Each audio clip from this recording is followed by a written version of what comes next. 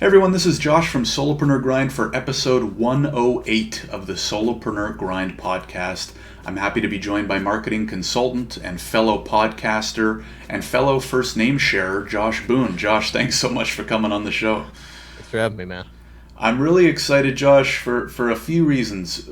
The reason we were introduced is because I have been flirting with the idea of more long-form podcasts episodes, and it's something you've been doing, and a mutual friend of ours introduced us. Before we get into that, maybe just let us know a little bit more about you, what you do now, and then we can kind of dive into the fun stuff too. Yeah, shout out to Chris for introducing us. And so I've been doing. Oh, where do we start? All right.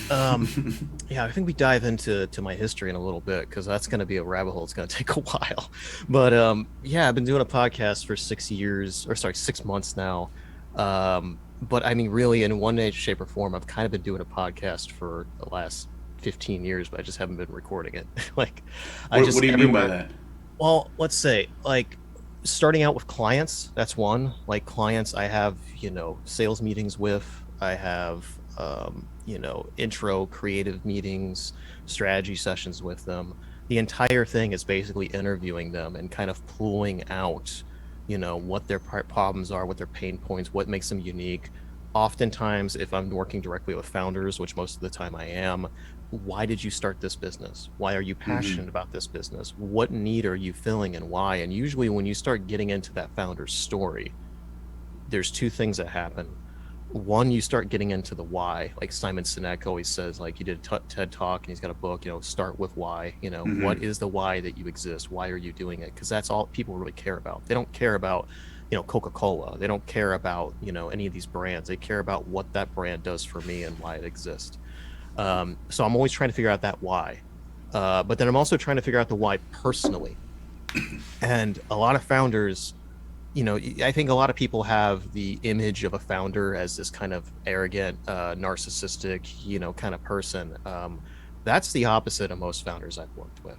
Those people exist. Don't get me wrong. They exist. But most of the founders that I've worked with, they have a good heart and their heart's in the right place. Sometimes they have to make really hard decisions that from the outside look almost sociopathic, but that's not like behind the scenes. I'm getting drinks, I'm getting beers or whiskey with them, and they're like sitting there really struggling.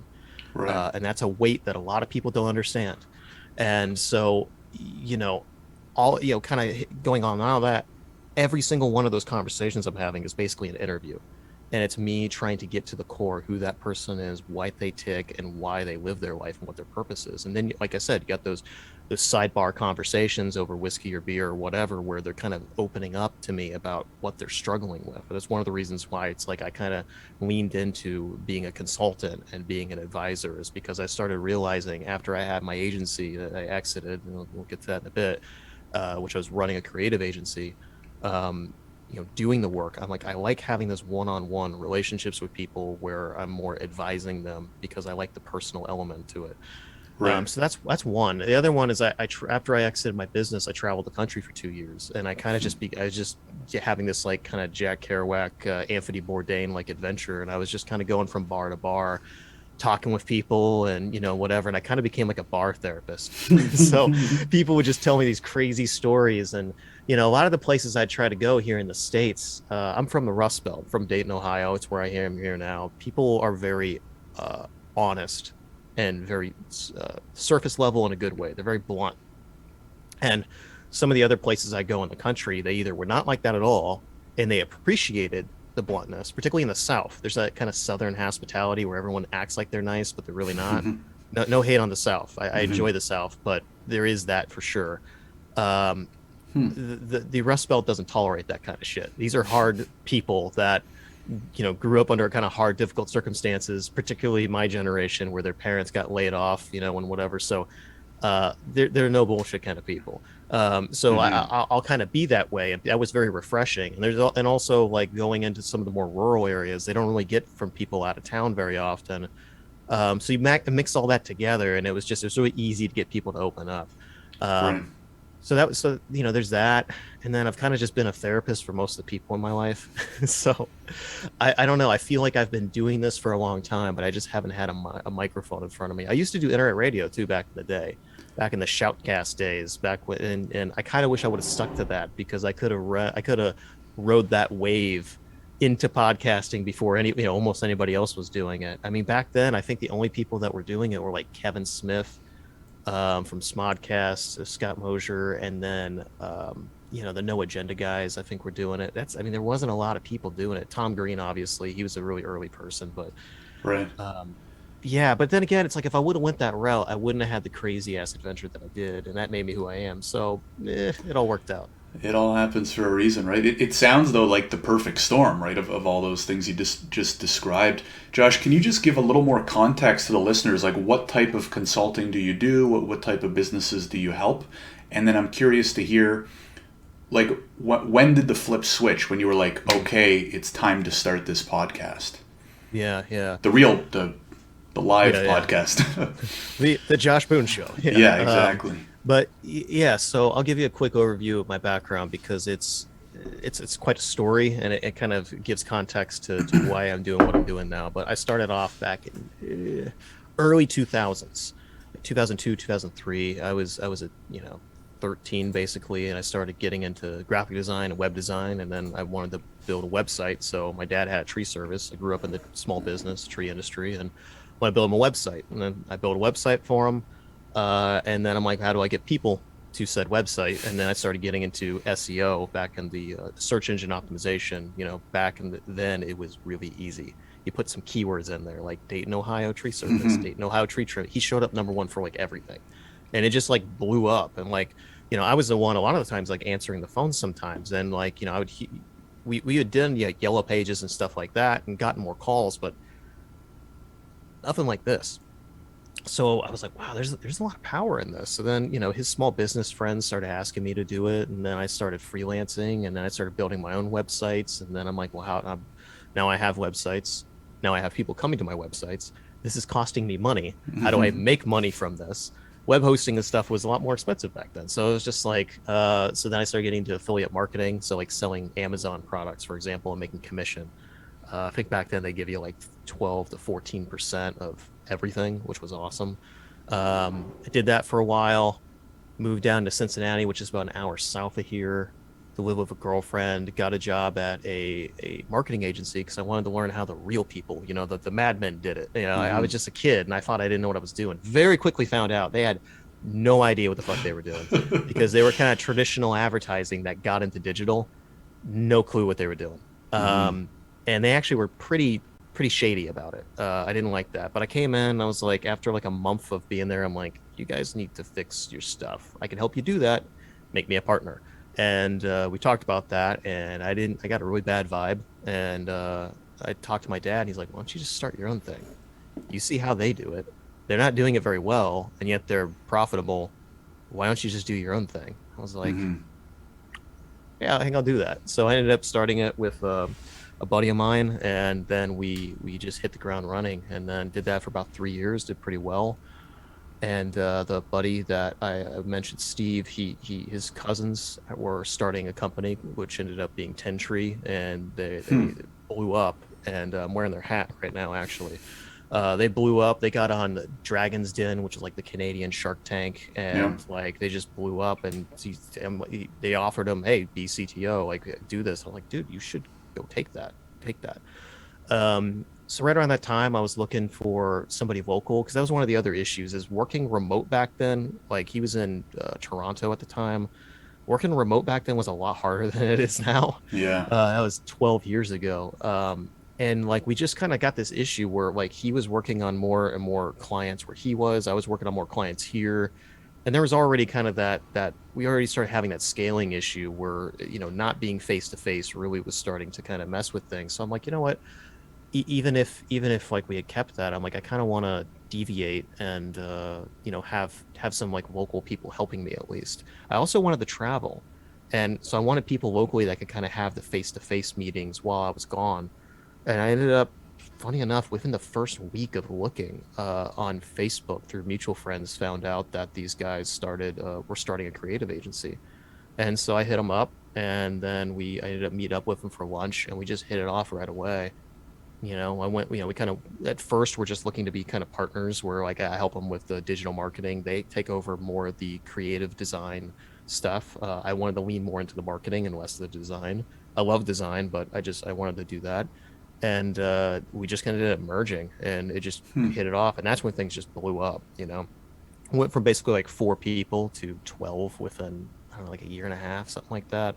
We're doing 7 figures. We won a bunch of awards. We run like Rookie Business of the Year. Like we run a bunch of stuff. We got to work on a lot of really cool local projects.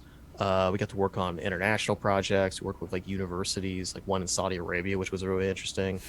Yeah, KAUST, King Abdul's University of Science and Technology. That was before all the shady stuff was going on in the Yeah. news with them.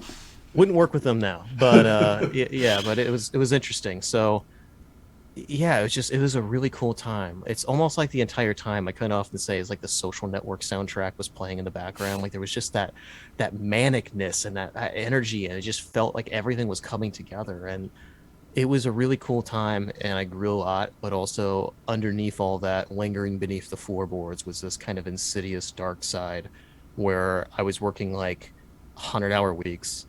I developed an ulcer. Boy. I was on, yeah, I was on the brat diet, which is bananas, rice, applesauce, and toast for like a week. And I couldn't drink. And Bananas. that was kind of my thing, was drinking with clients and stuff. I looked like 1970s David Bowie, all like coked out and just like I weighed like 110 pounds. And I mean, I'm a small dude. I'm like 5'7", but still, that's really fucking skinny. And I just wasn't doing very well. And I already had a lot of imposter syndrome. I already dealt with pretty severe social anxiety. I already didn't really have an idea who the fuck I was. And it all just started coming together, and I just really wasn't enjoying myself anymore. And I also just kind of started becoming like, as we were growing and scaling, I kind of became a little disassociated with the work. And what I mean by that is like I wasn't really feeling super confident with the work that we were shipping out. And it was just there were so many things that we were juggling.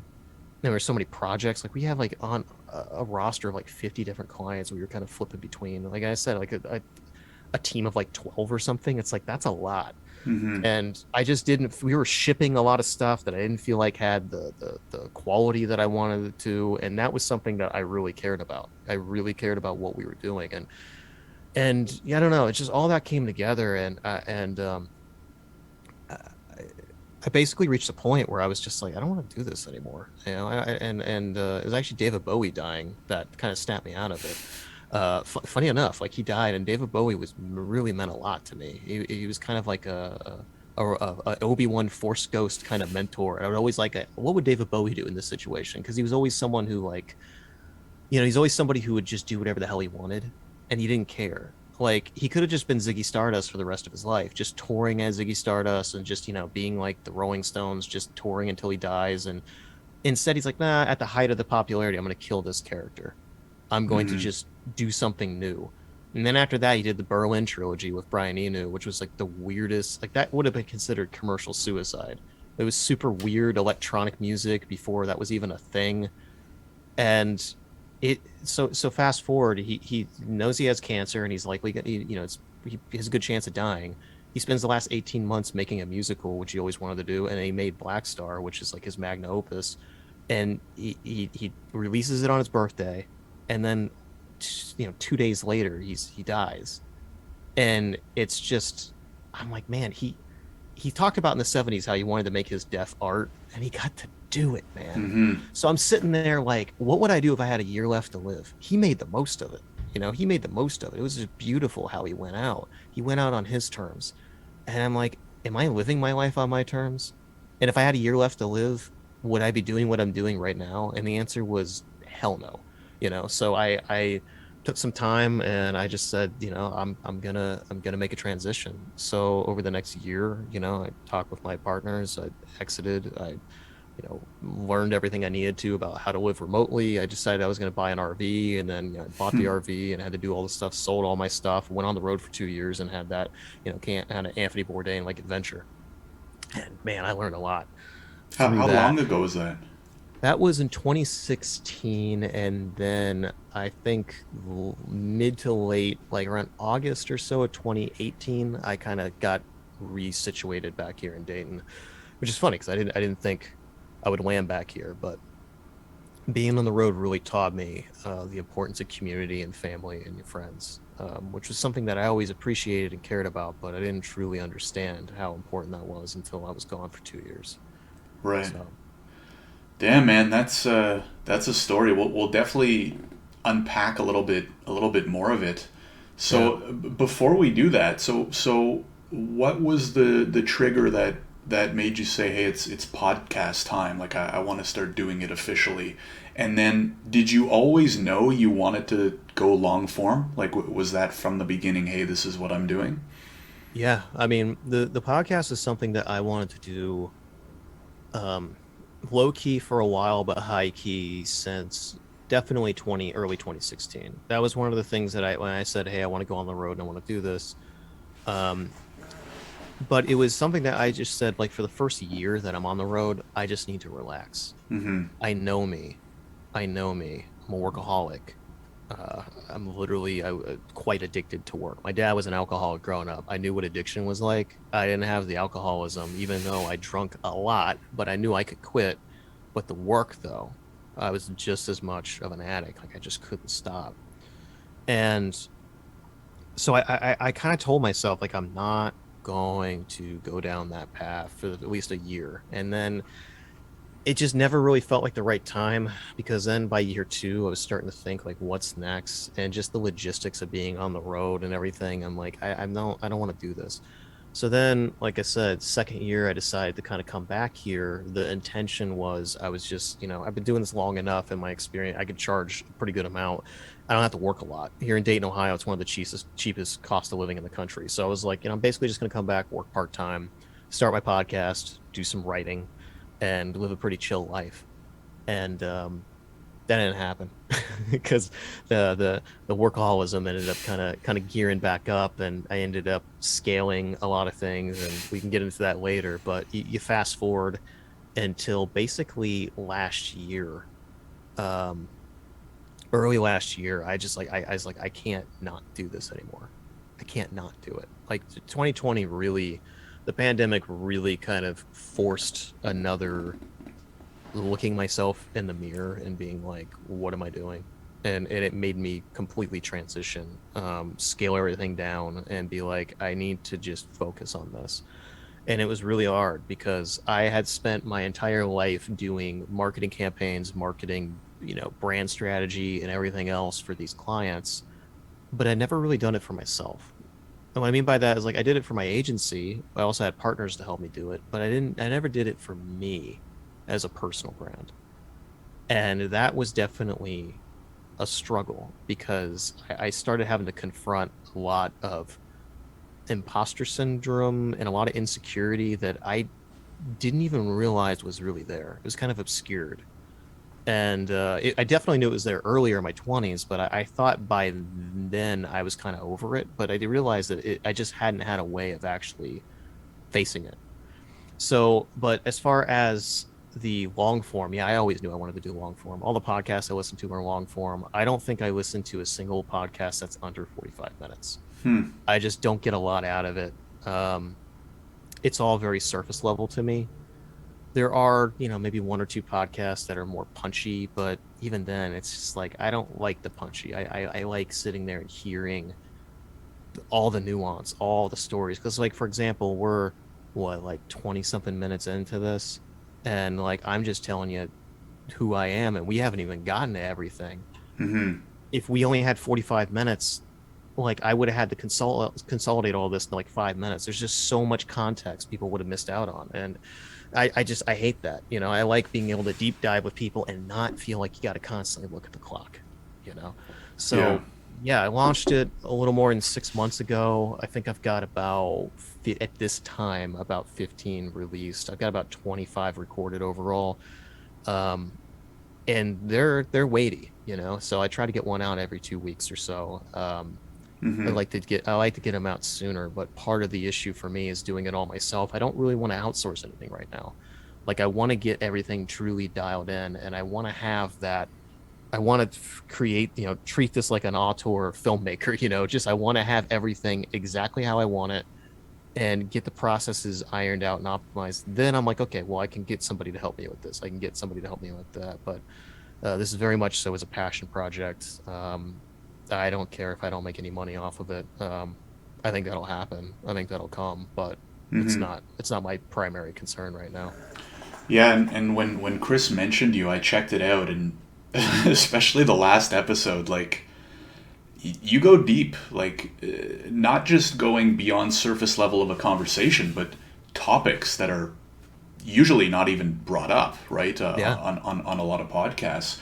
Can you talk about, because you and I had a decent back and forth by email, and I totally agree. And for the listeners that may have been listening to this show for a while, like I've done 107 episodes that are all less than an hour, and I've enjoyed every one of them.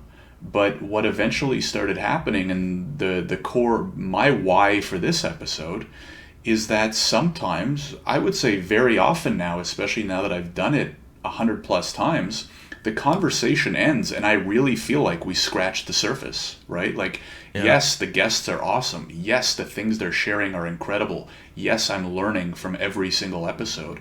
But I also feel like given another hour or two, there's so much more underneath that could come out of it. Any other, obviously the most well-known long-form podcast is Joe Rogan. I've listened to many of his episodes. I really like it. You know, some people like him, some people don't. Some people might like his guests, certain ones, some don't. Like, for example, I don't really care about fighting. I don't really listen to the episodes when he has fighters on or, certain comedians on. But any others that you recommend? Any other long form style podcasts? Yeah, I really like Lex Friedman.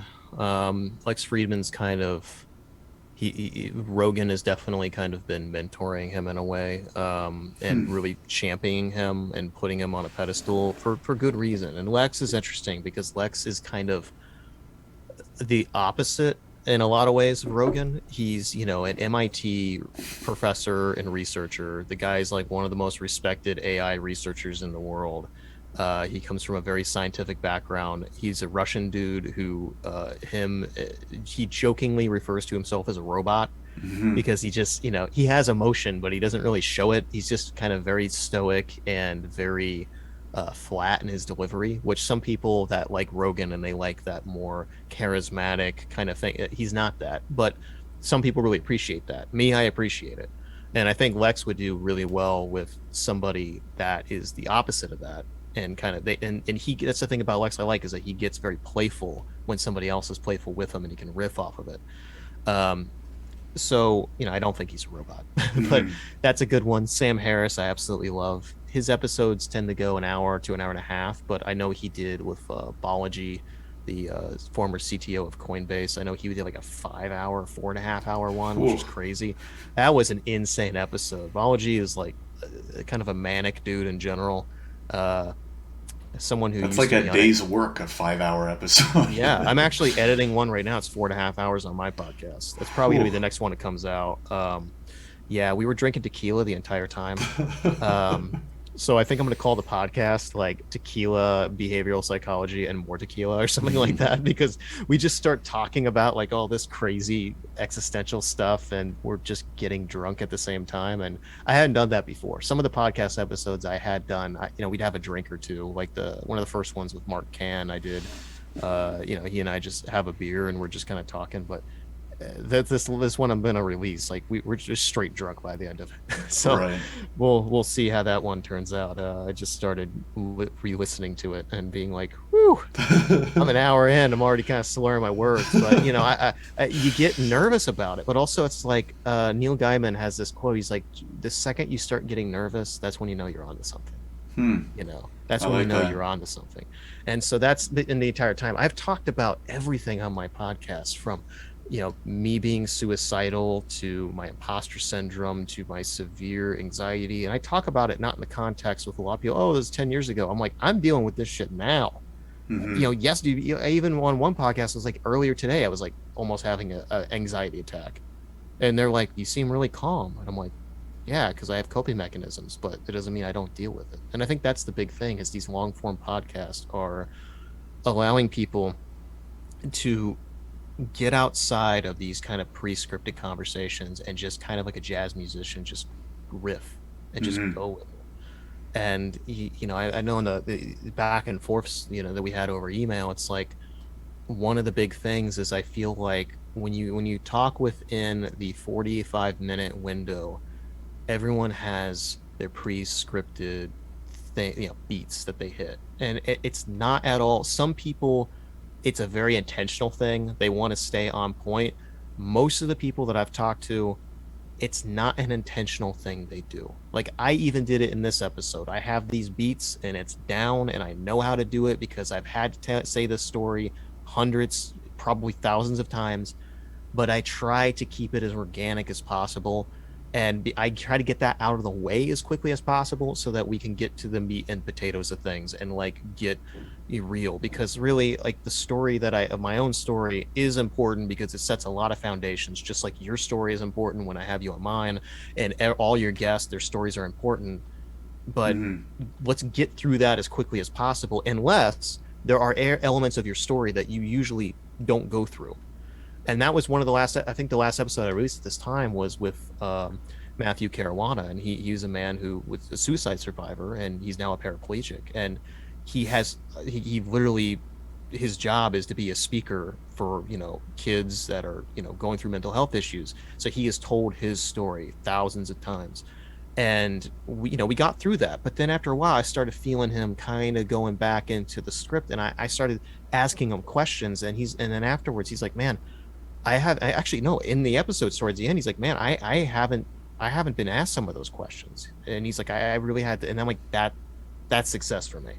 Yeah. That's success. You've been interviewed hundreds of times. You've done speaking gigs thousands of times, and I got you to think about something new. That's success for me, you know? And I think that can only be done in long form, right? Because the reality is, if it's a sub 1 hour episode and you want to, as a host, get the quote unquote basics or the highlights out of the guest, there's really only so fancy you can get, right? With the questions and the conversations and the topics. It's like, Yeah. if you go to a lot of those long form podcasts, I bet you the magic happens post 50%, more than halfway through the episode. Because like you said, we're still surface level, right? Yeah. We still haven't gotten too deep. I remember probably the most memorable episode of any podcast, maybe ever, that I've listened to, is when Rogan had David Cho on, and they Oh were God, talking about yeah. Bourdain, Yeah. and oh my god, and this was like, I don't know, 2 hours in. I think the episode was maybe 2:30, 2:45.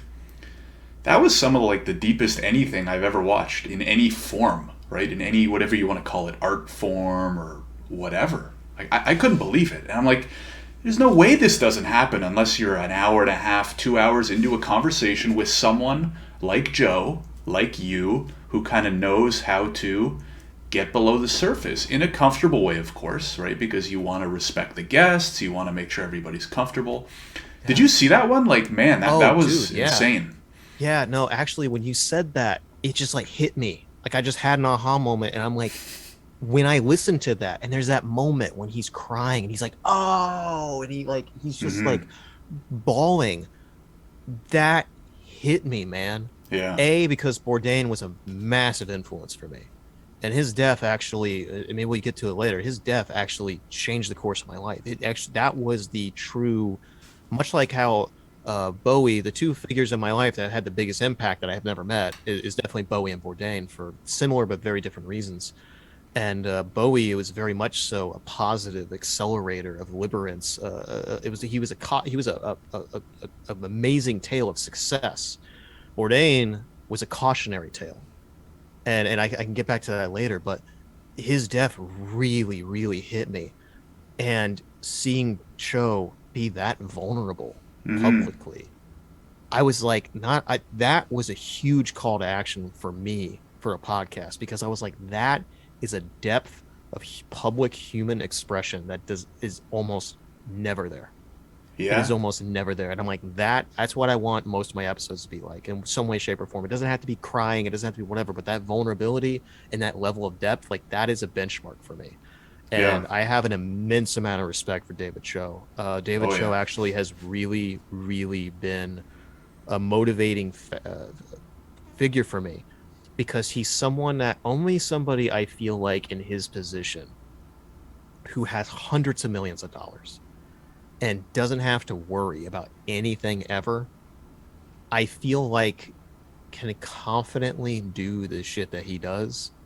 And because it's what I love about it is that But that wasn't confidence, right? Like, I guess in a way you could say you have to have a certain level of confidence to do what he did. And maybe what I'll do is I'll link the clip in the description for those who haven't seen it, because there's like a 2-3 minute clip, and oh yeah. it's like almost otherworldly. But I think the two things that really jumped out at me were like, number one, he cries, on air on the most popular podcast in the world, right? Joe Rogan's podcast.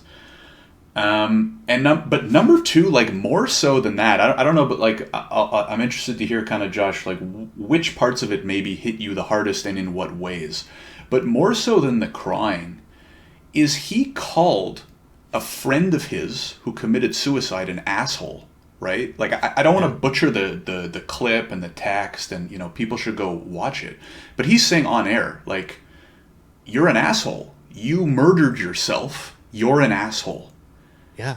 And if anything, I think that's way beyond anything anybody would say on air in front of an audience that big. Calling somebody who had such mental health issues that they committed suicide, and you're on air on the most popular podcast in the world calling that person an asshole.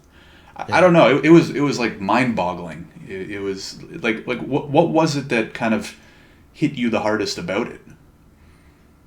I think it's just, yeah, there was a lot. So there's I guess there's my perspective that I have on it now, because I know much more about what Bourdain was going through now than I knew when I was listening to it.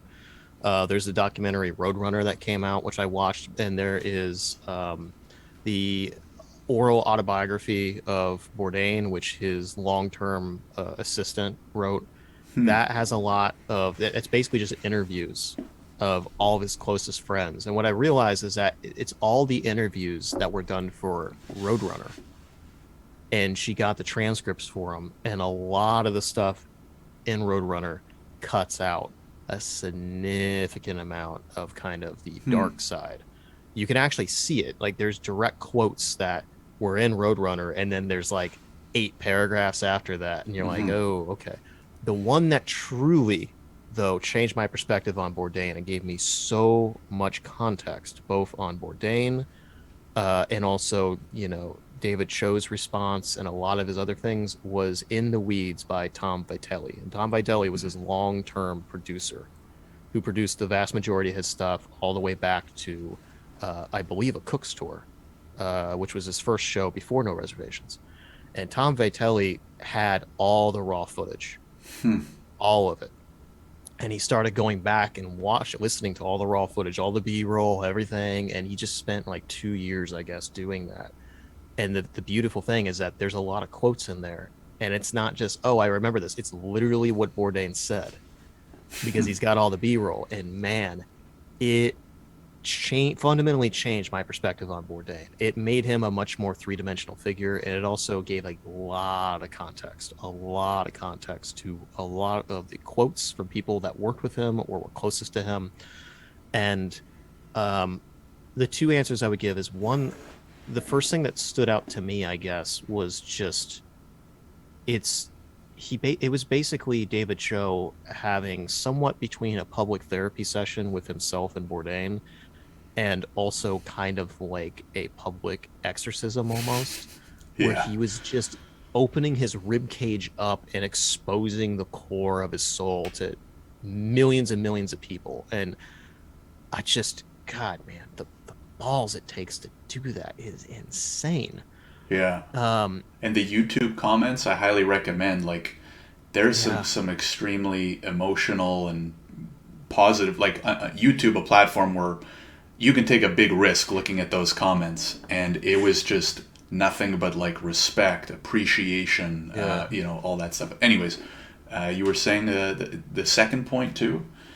So that was at the time. The second point is that now, in retrospect, knowing what I know now, is that he was calling Bourdain an asshole, not because, oh, you killed yourself, you murdered yourself. That's a part of it, but it's also because Bourdain had every fucking opportunity. Every opportunity. He had all these people. Again, this is based on uh the oral autobiography of all the people that were closest to him and Tom Vitale. So this is me, just my opinion based on that. I'm not objectively saying this is what happened with Bourdain, but I tend to believe what most of the people, because all the stories correlate. There are some interesting things, and even the author of the oral autobiography says that it's interesting because some of the people, you can see their perspectives on the same thing are a little different, but still the truth is typically pretty aligned, that Bourdain had a total self-awareness of what he was doing when he was doing it in the moment, and knew he was hurting people around him, knew he was hurting himself, knew this relationship with his partner at the time was very destructive and was going to end very, very badly.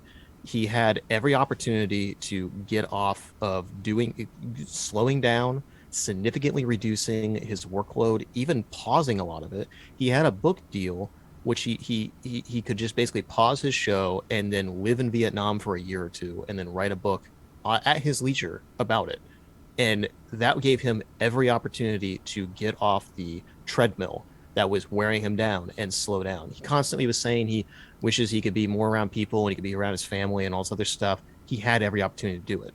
Uh, his two executive producers that ran zero point 0, his production company, he had this meeting with them, and they said it was very odd because it was like something out of a movie where Bourdain like picked this bar that was kind of dimly lit, and they sat at the end of it and he was already there, and like he was like had this ambushing them, being like, oh, we gotta talk about this, like I'm gonna break the band up, and they're just like, okay, do it.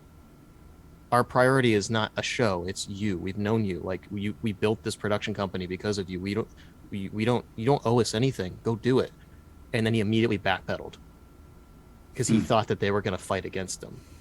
He had every opportunity. He had people around him begging for him to get help, and he's just like, nah. And then he continued to go down this relationship, which by all accounts everybody around him was telling him was terrible for him, was destructive.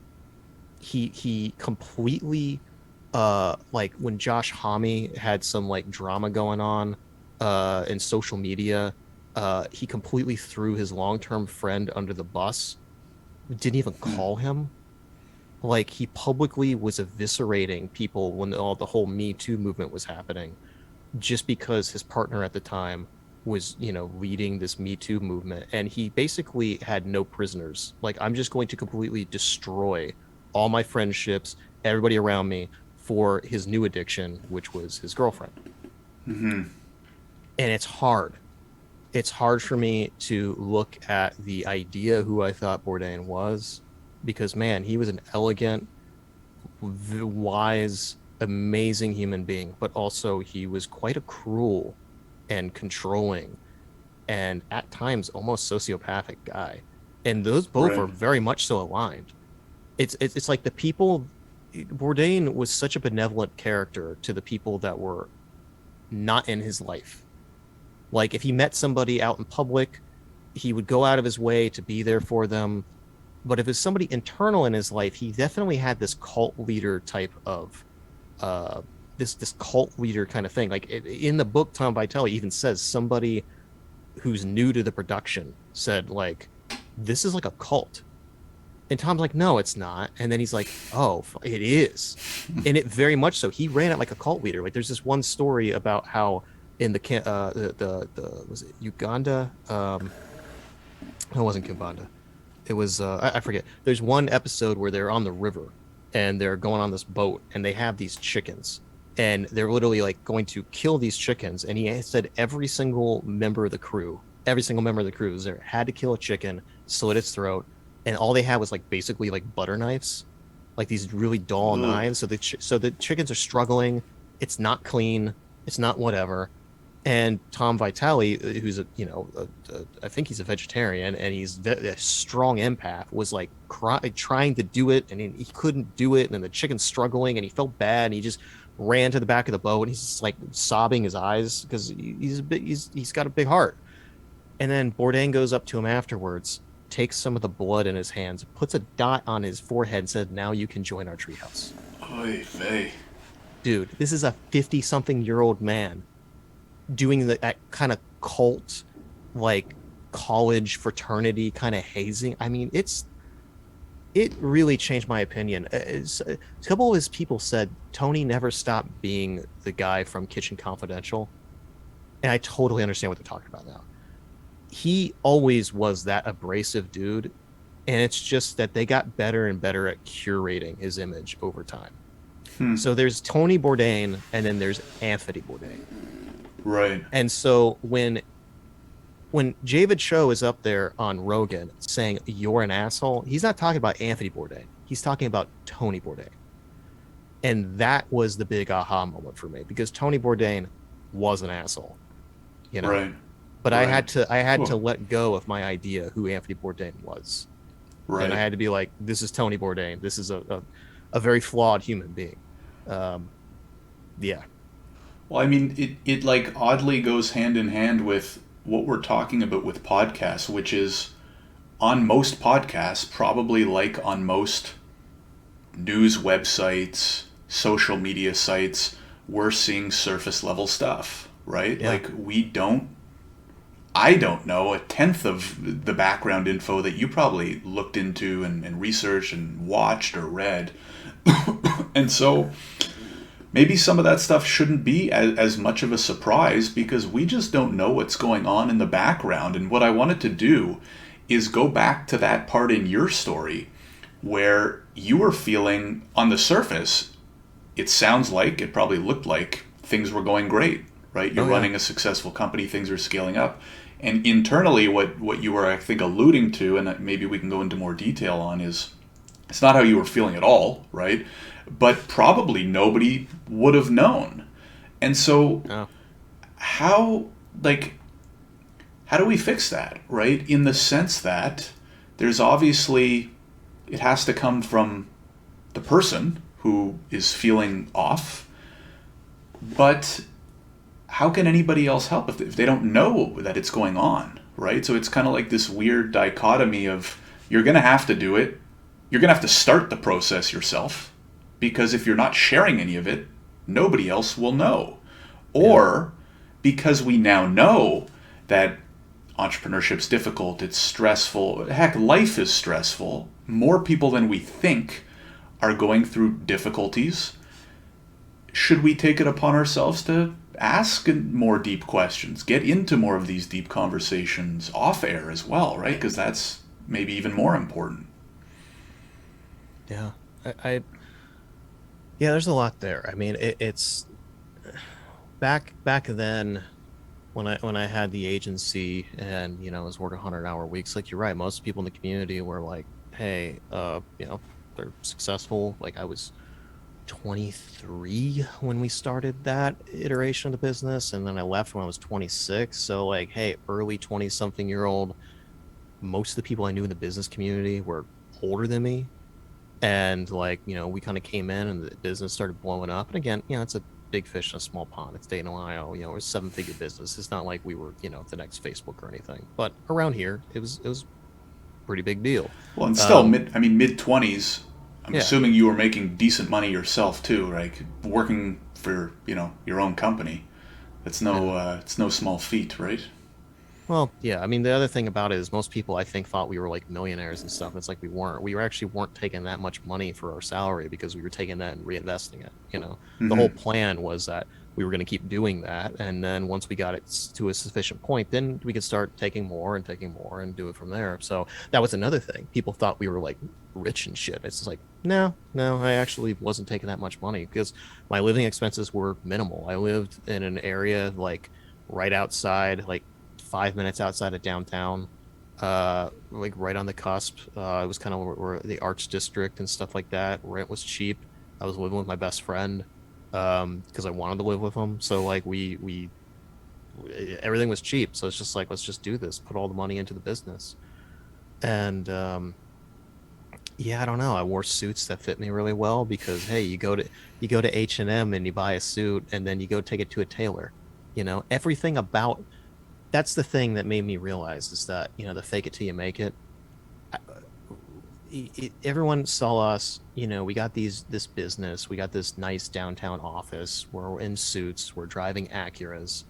The suits fit us really well. We're drinking whiskey all the time. It's like this fucking Don Draper kind of image. Everyone thought we were loaded or whatever. Not everyone. I'm sure there's people that saw through it, but I'm just saying most of the people that I talked to, they,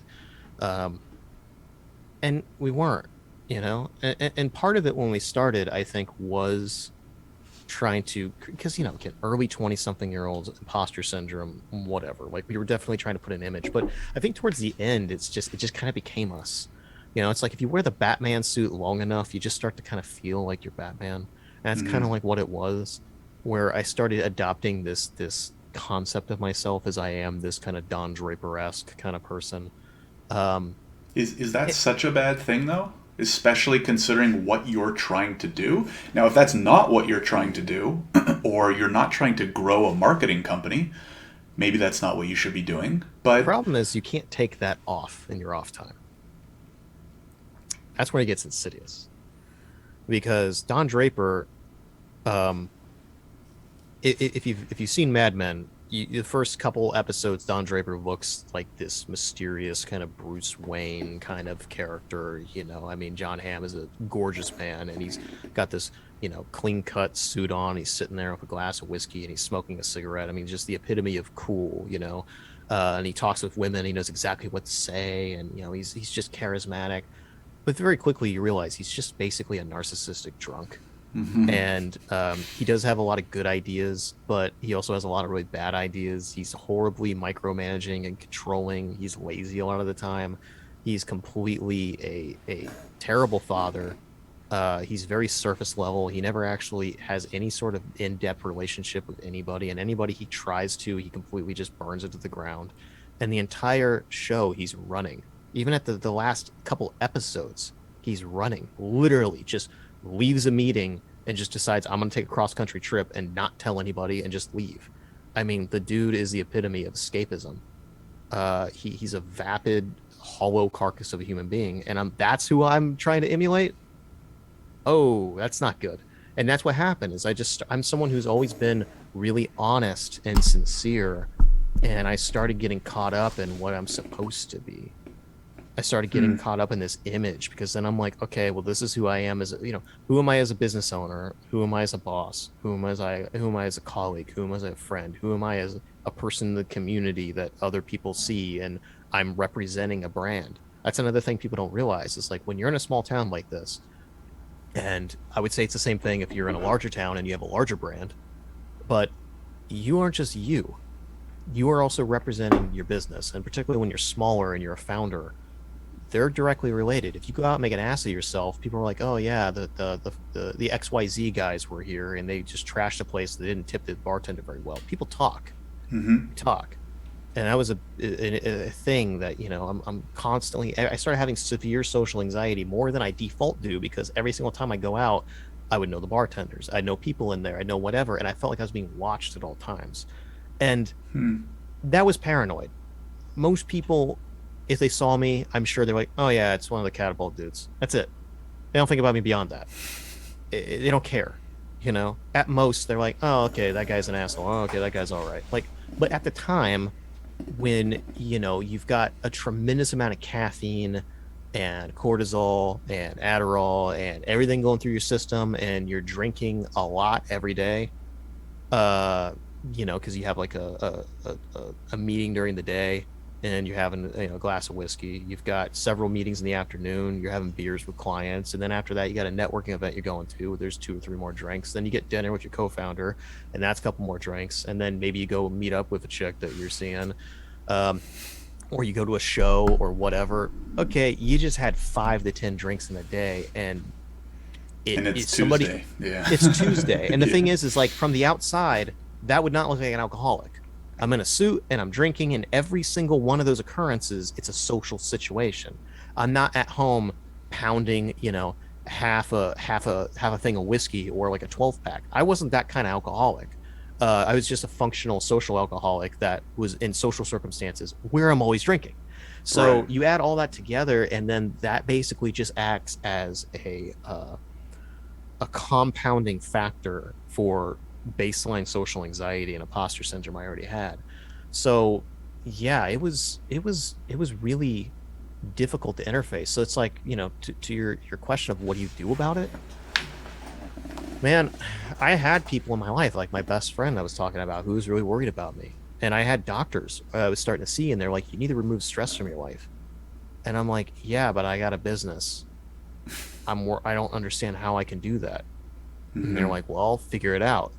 And after a couple of years of doing that, where I was going to a cardiologist, and the cardiologist was like, after a couple times of seeing me, being like, dude, if you don't slow down, like you're gonna have a heart attack like in your early 40s or maybe even your late 30s. You Right. cannot. I was like pre-hypertension. They're like, you got to slow down. And it just that David Bowie, that's where just the straw that broke the camel's back. It sounds kind of hyperbolic when you're like, oh, David Bowie, but it's like, no, that I was already getting to that point. That was just the ignition that I needed, but it was already there. It was already mounted. I probably would have got Right. to that point anyway. But so I had to just make a clean break. But as far as like what could be do it would do, but I mean, I talk with people all the time, and I try to kind of mentor and advise a lot of founders that I talk to, or people that are junior in their career, and I'm trying to kind of be the voice that I didn't have. I didn't really have a lot of mentors at the time, and some of the people that were, I think they kind of thought that I was younger, and all the tech stuff that was happening was like very different. They weren't used to it, and this whole lifestyle shift of these digital startups that are like exploding. Like I think a lot of people in my area, they were used to B2B businesses that slowly scale. Like I think a lot of those people didn't really know what to tell me, and I also just wasn't that close with a lot of them, so I didn't think they felt comfortable doing that. Like I don't know, I Right. wasn't as vulnerable as I am now. But what So what what do you think if you were sitting across the table from yourself 10 years ago, or you said what, 2013 to 2016, yeah. and Josh of 2015 came to Josh of 2022 and Yeah. said, "What do I do?"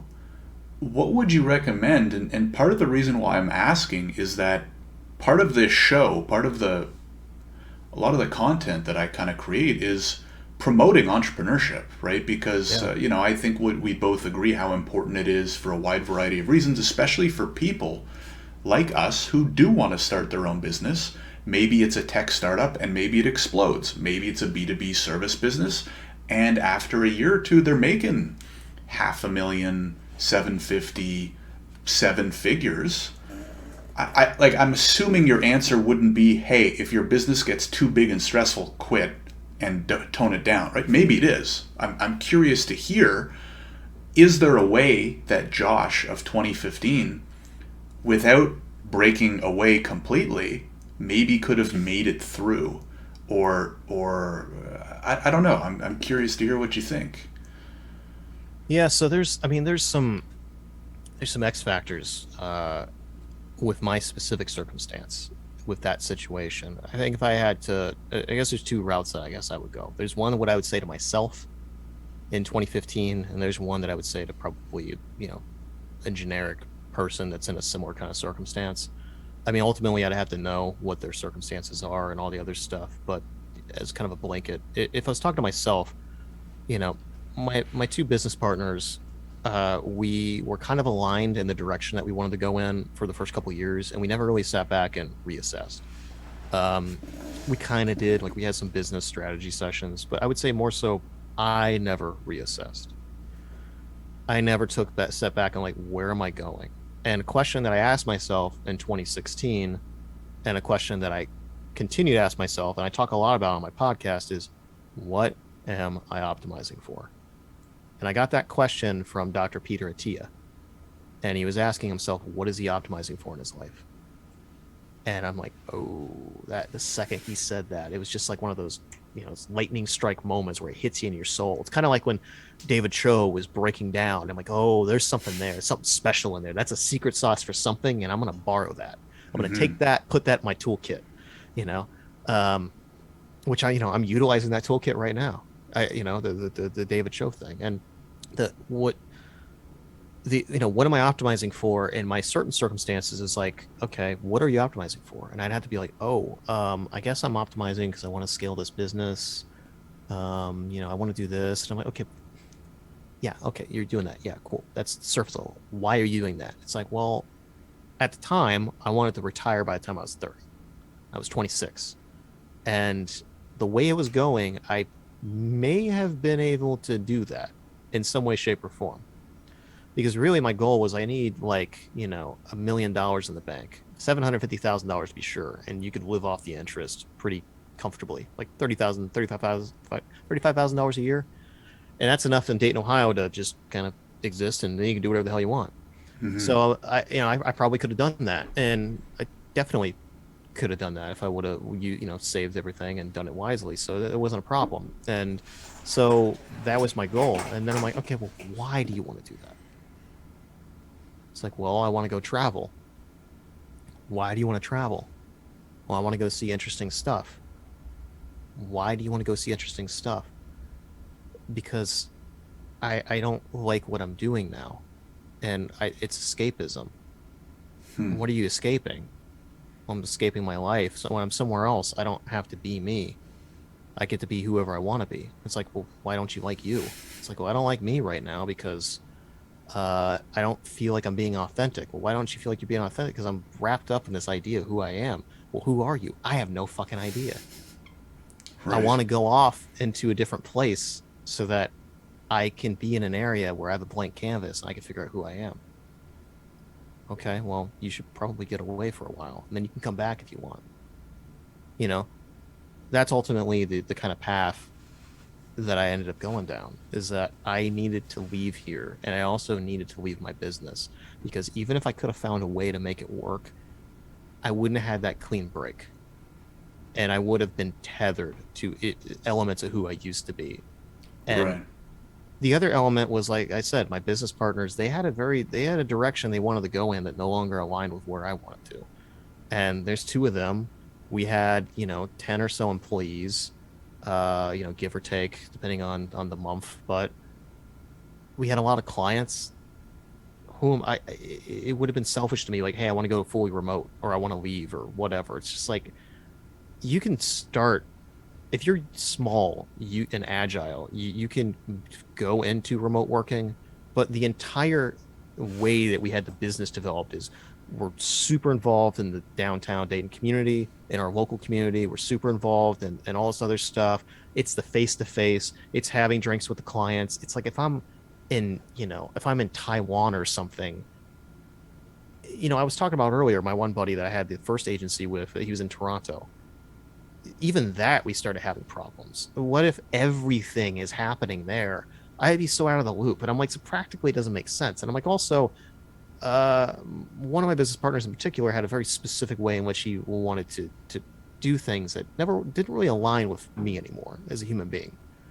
So I'm like, I just need to leave. I could start another agency.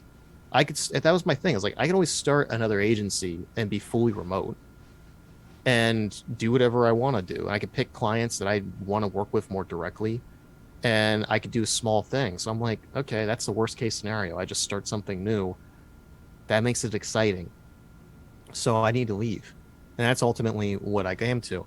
I think I would just ask myself those questions, because I could get in a time machine, go back and be like, dude, you need to leave. You need to go on the road. You need to do this. You need to do that. And my 2015 self would be like, go fuck yourself. Like, because I had people telling me that. I had doctors telling me you got to slow down, you got to kill yourself. It didn't matter. I was very much so like Walter White in Breaking Bad. Like, I'm doing it for my family. It's like, are you actually doing it for a family? And at the very final, the last episode, he's like, I'm doing it for me. I gave myself the illusion that I was doing it for this big cause, but really I was doing it for myself. And then it got to a point where I no longer was doing it for myself, and I didn't even know why I was doing it anymore because Right. I didn't touch base. So what would I do for somebody else? I think I would ask them the same thing. What are you optimizing for? You know, what is it that you're optimizing for in your life? Is it still serving you? And if it's not, well, deviate. You're an entrepreneur. You're someone who's agile and you are god of your own world and you can do whatever the hell you want. And if you're not, well, then you're not an entrepreneur. Right. You're being owned by something else. Maybe you messed up and you took too much VC money and now they own you. Well, you can get out of that. You can pivot that. You got to find a way to do that. You know, maybe you got a business partner that's overbearing and a narcissist and no longer is like, you know, collaborating with you. Okay, well, you got to figure that out. Maybe you leave. Maybe you get him kicked out. Maybe you do something. Maybe go to business therapy together. You know, you figure that out. But I would just say, is what you're doing still serving you? What are you optimizing for? And then you figure out what you're optimizing for truly, not surface level. You know, a question that I ask myself also is, what would I do if I had a year left to live? Because that really puts it into perspective. What would I do if I had a year left to live? At the time, and this is how I came to the conclusion, I would travel. I would go see all the things that I didn't get to do. And then I would write kind of all the things that I'd learned down, even if it's just for myself, like a little manifesto. And then I would just spend time with my friends and my family and I'd die. That's what I would do. That's, you know, minus the dying thing, what I Mm-hmm. basically did. And I Right. think that puts it into perspective. So, you know, I think people feel like they're trapped. And I mean, I had a business, I had a house, I had all this stuff. You know, I had a lot of things grounding me here, and I found a way out. I think most people can, you know, Right. most And people can. one of the things that really stuck out from that answer is and I've kind of heard this before on different shows or kind of read it in books, is like ask yourself why 5, 10 times in a row, right? Yeah, Exactly yeah, what you said. Like, hey, what am I opting for this? Okay, but why? Okay, but why? And usually it's not until like the fifth or more answer that you actually get to the true source when things kind of get interesting. So, Josh, like, what do you think founders, entrepreneurs, what can we do preemptively to avoid situations like that? Because you probably know this way better than I do because you work, as you said, directly with many founders. This is, I'm assuming, extremely common given the fact that you're a co-founder of maybe a VC-backed company, or you're a co-founder of a whatever service business doing 7 figures. Are there things that we can do? Is there a way we can prep? Is there a way we can design our lives so that hopefully you got to figure, if you're building a business that gets to a certain level of success, there's going to be stress, right? There's going to be difficult times. There's going to be headaches. There's going to be maybe imposter syndrome, maybe not. I guess that might depend a little bit more on the person. I maybe want to touch on that topic a little bit deeper in a minute. But how can we prep for it? How can we give ourselves the best chance to minimize what inevitably is coming? yeah. That's a really good question. I think it comes down to when you're starting any sort of new project or anything. A lot of times you get this kind of manic high. You know, you get this. It's a new project. It's a new thing. You know, I'm a starter, for example. I'm a starter. Um, you know, I've done some angel investing. I think that will and continue to and probably increasingly be where I put my consulting effort into, um, because I like new things, new ideas, and new whatever. Once it's kind of figured out and the 80/20 is done, I get really bored. I get really bored. Um, and you know, you need people like that. You need people that are like Steve Jobs, and then you need people that are you know, like Tim Tim Cook, Cook, who are yeah. yeah, who are basically optimizers. They're good managers and they're good optimizers. He's someone. Tim Cook is doing exactly what Tim Cook's supposed to do, which is optimizing processes.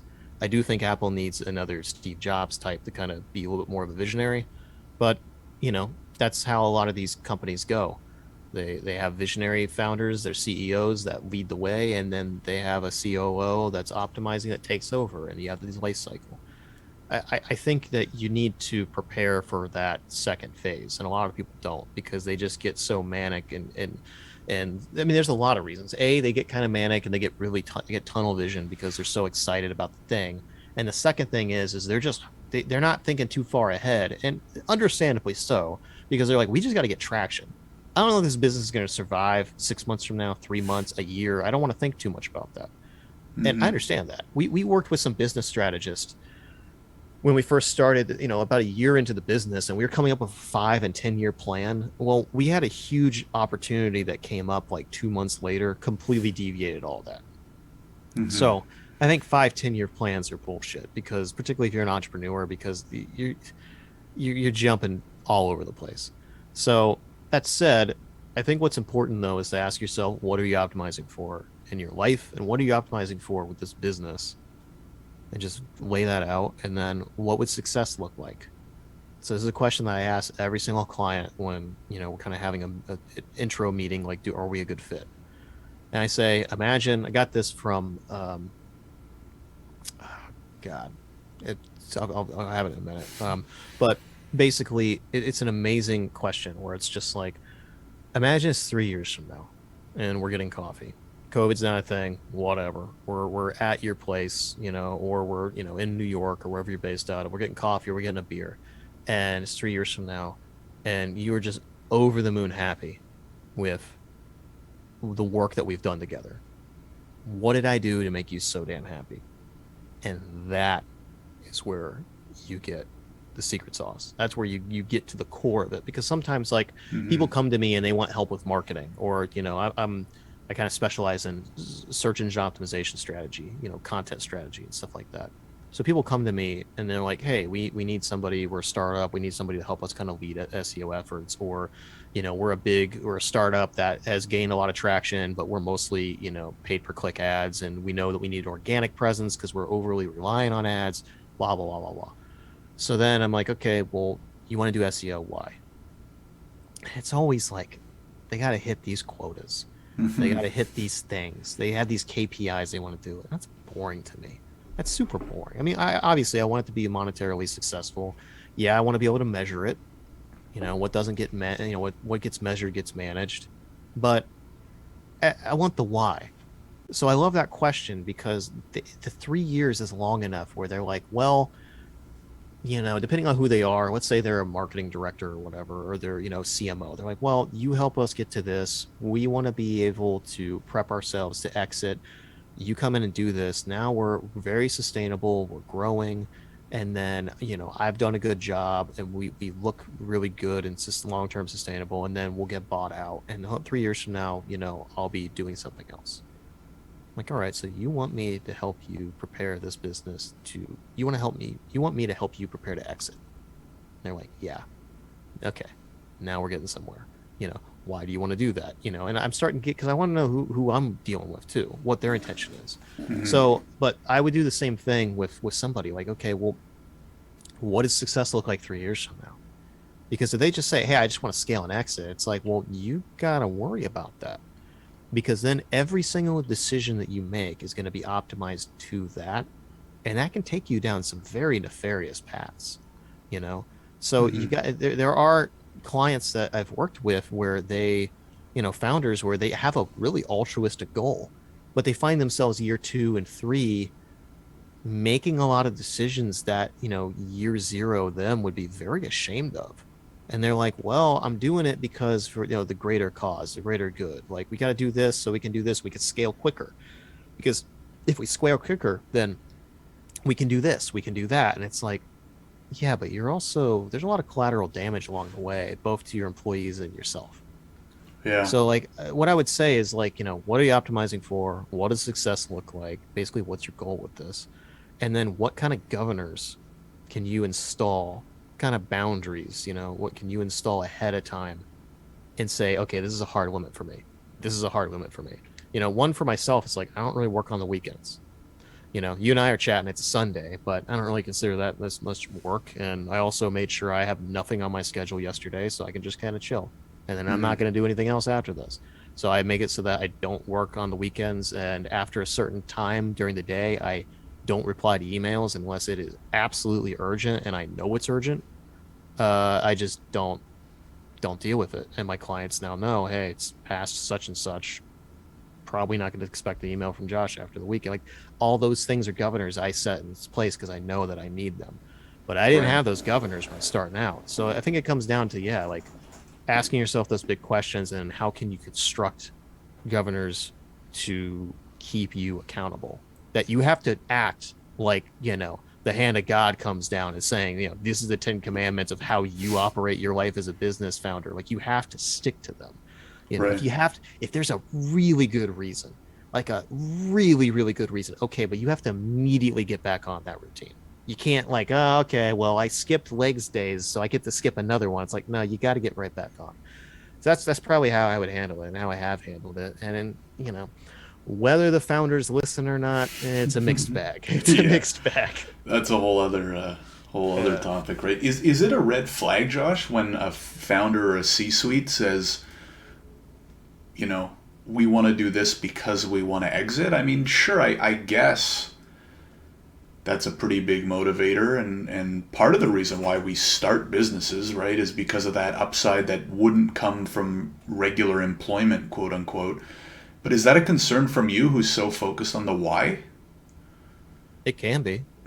It of itself, if everything else is aligned, you know, for example, there's some businesses that I think that the founders, well, one that I'm thinking about in particular was probably about a year ago, and I was talking with her, and she was like, "Yeah, I want to exit in the next 5 years," and I was like, "Okay, that that seems reasonable." It's like, "Hey, I want to exit the next 2, 3 years." Okay, then you start getting into territory where they're just thinking short term, 5, 6 years. That's reasonable. And I don't really hate on that, but it also, if it stacks with a lot of other questions that make me suspicious, not so much. So I think it just kind of comes down to that. Overall, yeah, I mean, I like working with founders that are like, I'm not a big fan of Jeff Bezos overall, but he, as a business strategist, Jesus Christ, you can't find a better example of someone who's like thinking of things 20 years ahead and he Mm-hmm. sticks with the business. He just now stepped down,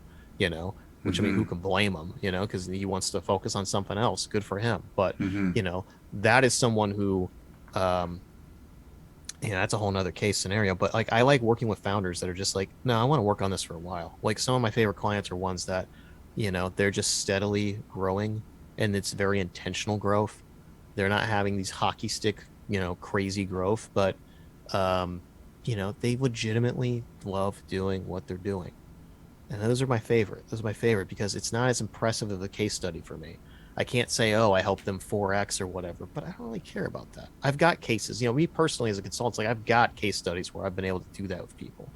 Mm-hmm. Day to day, I like working with people where it's just like, we could do that, but I feel like we're already pretty overwhelmed as it is. And we already got a lot on our plate. Let's hold that off for, until like Q3 instead of Q1. I'm like, cool. you know Right. hey, we're not going to kill our employees. It's like, that's so to answer your question, it's like, yeah, it is a red flag, but how vibrant of a red flag it is really depends on what their intentions are and just how I kind of get them as a person. Right. Yeah. No, it makes sense. Josh, I wanted to switch a little bit towards the imposter syndrome portion. It's kind of jumped out at me a few times as you've given some answers. And I Yeah. think it's an interesting topic because it almost seems inherent with entrepreneurship, especially with tech founders. You kind of alluded to like this world of tech where, overnight, quote unquote, within a few months or a few years, you can go from Joe Schmo who graduated from wherever to, VC back, doing, some of this crazy stuff or whatever. I guess what I'm interested in hearing is a little bit about your struggle with it and your thoughts in the sense that I think it's baked into entrepreneurship, right? Because if you look at the journey of an entrepreneur, you're starting something that didn't exist before. So how could you have experience doing that thing, right? And then every step that you're going up and up, hopefully, and there's downs, but whenever you're improving, you're getting to a new stage that you've never been a part of before. Yeah. So it's almost like you don't even need to call it imposter syndrome. It's just like, hey, shit, I've never done this before, right? Yeah. Um, I don't know. What do you think, and what was it like for you, especially that kind of that 3 year period where it sounds like it was a big factor in leading to your decision to getting the clean break and going to travel. Yeah, and I mean, I agree. It comes down to, if you're not feeling imposter syndrome, then you're probably not pushing yourself enough. So, the way I look at it is like, if you're growing, then you're constantly getting more competent at your job. But also, if you're putting new things on your plate, then you're going to have that kind of, naive kind of, you're going to be a learner, so you're going to be new things. So it's like, there's this thing where if you're really growing rapidly, the amount of new things that you're taking on is increasing, but also your competency at the other things. So it's like you're kind of always basically just you have those two vectors that are kind of constantly at like an edge, Mm-hmm. and it just increases. And a lot of people that I kind of mentor, particularly like people that are, not exactly founders, but they're like, in marketing departments or marketing managers, directors, or whatever, that are, early, mid, late 20s, say, um, they deal with that a lot.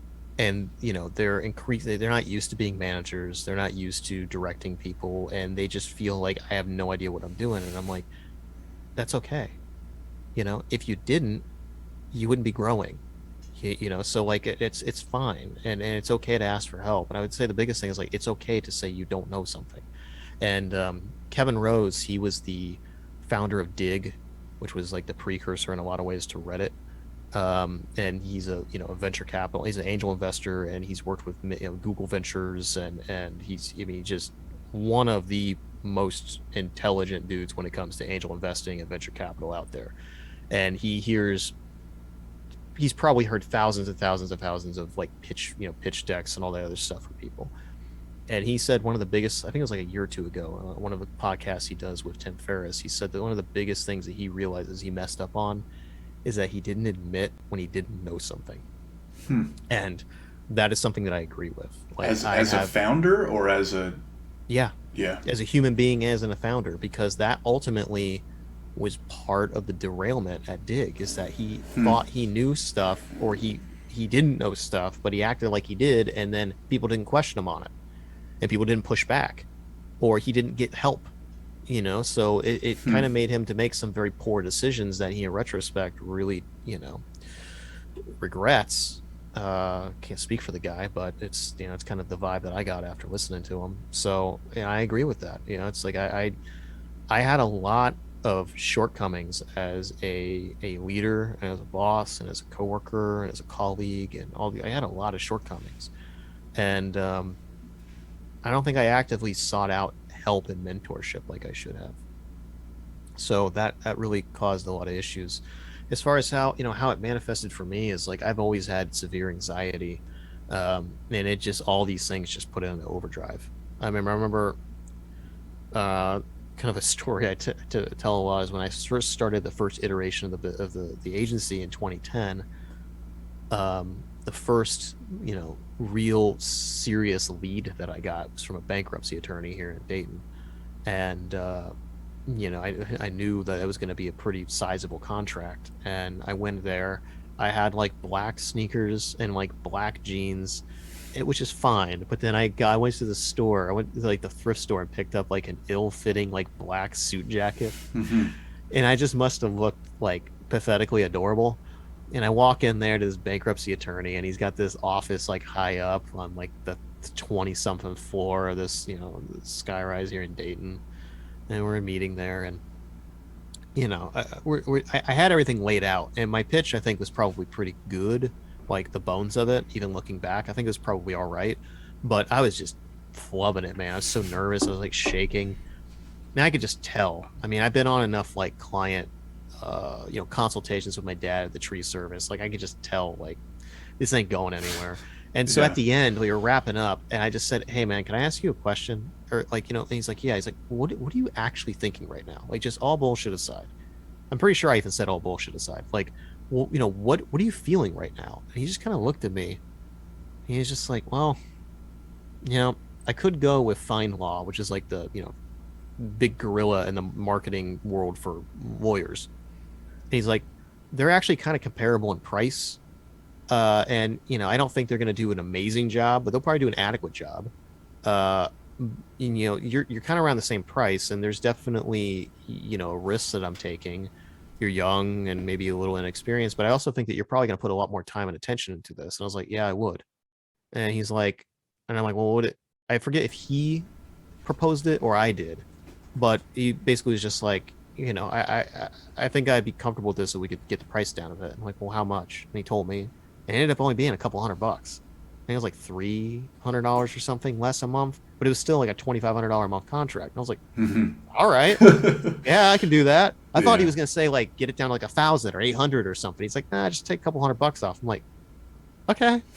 And I'm like, if I did that, would you be more comfortable? He's like, I think so, but let me think about it. I said, okay. And he's like, let me get back to you in like 2 weeks. Sure enough, pretty much on the dot, 2 weeks later, I get an email, and I thought it was gone. I thought I wasn't gonna get it.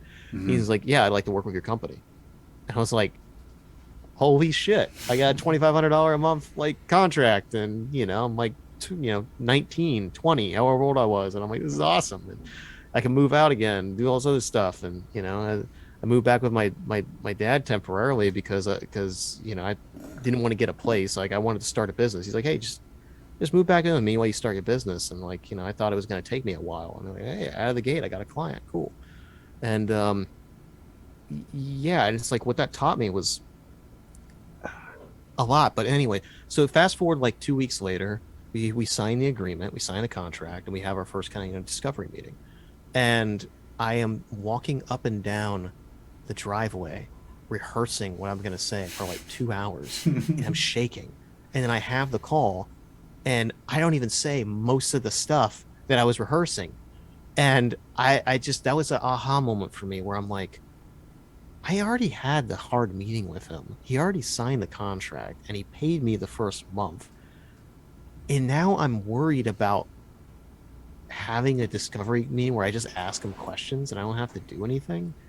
Like, it was just insane. I realized like how much I felt out of my element, even though I had been freelancing for a long time. But there was something about this being like a business proper that just really bothered me. Like, oh, it's Pure Web Results LLC. It's like, no, it's just me, you know? And that's one of the things. Like, it's kind of interesting. I had to face that again when I started consulting because I was used to doing it under, my last business, Catapult Creative. And that was a business. I was representing a business, which in a way helped. It was a hindrance when I was doing it on my own before we first started the first one, but towards the end, it helped. Like, hey, I'm just representing the business. But then when I had to go back to it just being me, I'm like, oh, I got to do this again. This is this is unusual, and so it's just interesting how we look at identity as an entrepreneur and how we interface a personal brand because everybody really has a personal brand. But if you're an entrepreneur, you most definitely have a personal brand, even if you don't want to think about it. And for a long time, I didn't want to think about it that way. That's actually what gave me anxiety. And I intentionally did not have a personal brand. I had my other business partner who was more of a traditional extrovert. I'm an extrovert, but I'm a fairly introverted one. Not as much, but still. But he was a traditional extrovert, like always being out people. I'm like, you know what? You take care of that. You be the public face of the business. Like, I don't want to deal with all that. And I think that might have been the right call for a while, but I think what that did was also make me overly comfortable just being in the background.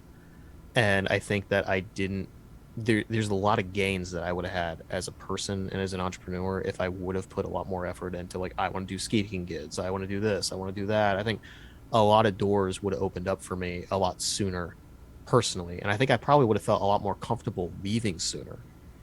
because there was definitely that part of me when I left the business in 2016. Like, can I do this again? You Mm-hmm. know, and like it's kind of dumb because I did have evidence that I could do it. I Mm-hmm. had evidence I could do it several times. I started from nothing in 2010 and did pretty damn good until I merged in 2013. So it's like I had evidence that I could, but at the time, it's like that imposter syndrome reared its head and was just like, yeah, you might not figure this out. And it's just insidious. I don't know. So it was hard. Again, I don't know who I am. I'm in my early 20s. I never had that period where you go off to college and just kind of figure yourself. I never had that, you know. So it was difficult, but ultimately I think it was taking that RV trip and just being able to just riff and just figure out who I was. And that was something that I did a lot. Is I just go into coffee shops, I go into little punk bars, I go into whatever, and I just be like, you know what? I'm gonna be this character. Like I would kind of joke and say I have all these David Bowie characters. They're parts of me. It's not insincere. I'm not lying to people, but there's parts of me that are a little more extroverted. There's parts of me that are a little more sarcastic. There's parts of me that are a little more this. And I decided when I go into these places, I'm just going to completely lean into that as much as I can. Just Hmm. take that side of me and bring it as much to the surface. And I realized that people liked those exaggerated forms of myself more than baseline me. And the reason why is because I realized it's almost like you had an EQ and I muted all of them. I put them, it wasn't that I was baseline truly. I actually wasn't baseline. My baseline was all the fringe, obscure highs and lows were dialed way, way down. And I was just kind of this bland middle. And I was safe. But it actually wasn't safe. It actually hurt me a lot. It felt safe. It gave me the illusion of safety. But actually, I had a lot of people when I came back into town and I started talking with them, and they're like, "Wow, you seem very different. You seem very present and like you're open and you have this energy to you." Like, I gotta be honest, I kind of thought you were an asshole before. Like, I had people tell me that a lot, and it wasn't high key asshole. It was just like I didn't talk to people. It's kind of quiet. It's kind of dismissive. They thought I Mm-hmm. was like, oh, I'm too good for you or whatever. It wasn't that. It was that I felt imposter syndrome and I didn't want to talk to it. I felt anxious, but they read it as I'm an asshole and I'm smug and I'm up my own ass. It was sometimes maybe that was the case, but most of the time it wasn't. So when I went out there and I was just playing these different characters, I got to actually see like in a completely blank slate, like, oh, okay, like this isn't that bad. What was I actually worried about? You know? Right. So, do you think then, Josh, it's important for people to have a journey like that at some point in their life? Because it does kind of stick out now that you kind of highlighted it. If you go right from high school into the business world or, employment, like I think there's an underappreciated level of growth that we go through between like 20 and 25, right? Largely because you don't really see it, right? When you grow from 0 to 18, you can kind of notice it every year. And then Mm-hmm. around 20, maybe different depending on the person and depending on the gender, your physical growth starts to obviously stop. But I really think that's when like I think I changed more between 20 and 25 mentally than like I don't know, 15 to 20 or Oh 10 to yeah. 15 personally. So, does everybody need to go through a journey like that to kind of find themselves or to maybe be comfortable or to get over things like certain social anxieties or certain imposter syndromes? What do you think? I, Everybody probably not, but for a lot of people I think it would help. Mm-hmm. It's like I think internships are something that really don't get the attention they need. I mean, there's a lot of debates about should internships be paid or free or whatever. And eh, I think it's unrealistic a lot of the time if it's a small shop to be like all internships have to be paid, because there's a lot of, I know it's very controversial, but whatever. I mean, there's just a lot of kids that we had come in that were doing internships that at cost us money, like the amount of time that we would have to sit there and teach them everything and get them up to speed and whatever. And it was a lot. So if I had to pay that person as well, and here's the thing, it's not like they're going to be a full-time employee and then you investing that time. we're going to teach them a bunch of stuff. They're going to get a lot of experience, and then they're going to go off and they're going to do an internship somewhere else, or they're going to continue school. Maybe every once in a while we hire one of them, but it's like, I wouldn't, we wouldn't we wouldn't have done as many internships if we had to pay for every single one of them. Now, there were some who were, really qualified and, already had a lot of experience. And those people I didn't mind doing paid internships with, because like they were contributing value. They're basically like a kind of a assistant or something like that. That's fine. But, I think that if you're an entrepreneur, being able to be, shadowing someone who, if you, small young entrepreneur, and you can have the ability to shadow somebody and they can like mentor you, I think that is infinitely worth a lot. And so, if you're a huge, several hundred or thousand person agency, yeah, you could probably afford to pay those internships. But if it's a small operation, I don't know. I don't think I'd agree with I don't agree with the thought like every internship should be paid. But that said, I think it just would limit a lot. So that said, I think something like that's beneficial. There's also a lot of kind of going overseas kind of stuff that you can do that I think would be very, very beneficial. Just had a guest on, John Hears, and he runs an organization like that, and they do what they call immersionships. So like you go into another country and you live with some of the people there, you learn their language, you help on local projects, like stuff like that. I think stuff like that would be very beneficial. There's so many different things you can do, but I do think that it is very detrimental to a lot of people's growth as a person and also as a professional. They just go from high school into college into getting a job, or going from high school into starting a business or whatever. I think that there's kind of a loading period, and ideally you would find some sort of mentorship where you can learn from somebody and just ask them those questions and have that one-on-one relationship. I didn't really have that. I think if I would have had somebody to kind of be an Obi-Wan Force ghost for me, it would have helped, and I every once in a while I'll have people reach out to me over LinkedIn or whatever. I had one guy actually on Matchmaker FM, which is a platform that I use. I'd recommend to you if you haven't done it. But you can go on there as a podcaster or someone who wants to be a guest on podcast, and it kind of links you together. It's a pretty cool little app. I get people that hit me up all the time. And this one dude hit me up, and he was really smart. Like he basically was like, "Hey, I'm putting together this like mastermind for other podcasters. It's going to be like, do this, this, and this. It's going to be like, $2,500. Do you want to be in?" And I'm like, "No, thanks, man. I don't really need help with that. Like, my podcast is starting out, but I've been doing marketing strategy for 20 years. Like, I'm good. I don't need help with this. I'm just not a good fit, But I'm sure there's a lot of people." And he just came back and he's like, "I'm curious. What you say it's not a good fit? What would make it a good fit?" And he just kept asking me these questions. And I started giving him some advice on this. I'm like, "Okay, we could do this." And I'm like, also another issue is that you're just getting a group of like 20 podcasters together. I don't really care about meeting 20 other podcasters, even if it's all like, he's like, "Well, it's just personal development." And I'm like, personal development could be some dude doing a gym podcast. It could be someone talking about crystals. It could be someone like a Gary Vaynerchuk or something that's just kind of like hype. No hate on Gary V, but that's just not my style. Or you could have somebody like myself that's more long form and whatever. I'm like, all those people I have about as much in common with as someone who's doing like a golf or a hockey podcast. It's just very different. And I'm like, so that doesn't probably have any value to me. If you could find 20 other people that do long form raw conversations like this, all right, now I'm a little more interested. So I'm like, I think you need to differentiate a little bit. And he asked me some follow-up questions, and I just gave him like a list of books and resources and things. And he was just like, "Oh my God, this is so helpful. Thank you." And I was like, "It's fine, dude." I'm like, I gave my email address. I'm like, "Hey, hit me up down the line. Let me know how you're doing on your journey." And now we're at it on LinkedIn. And it's just like, that dude, if he wants to, he could just pick my brain. I'd have no problem asking him questions. Like, and the only reason he got that is because he asked.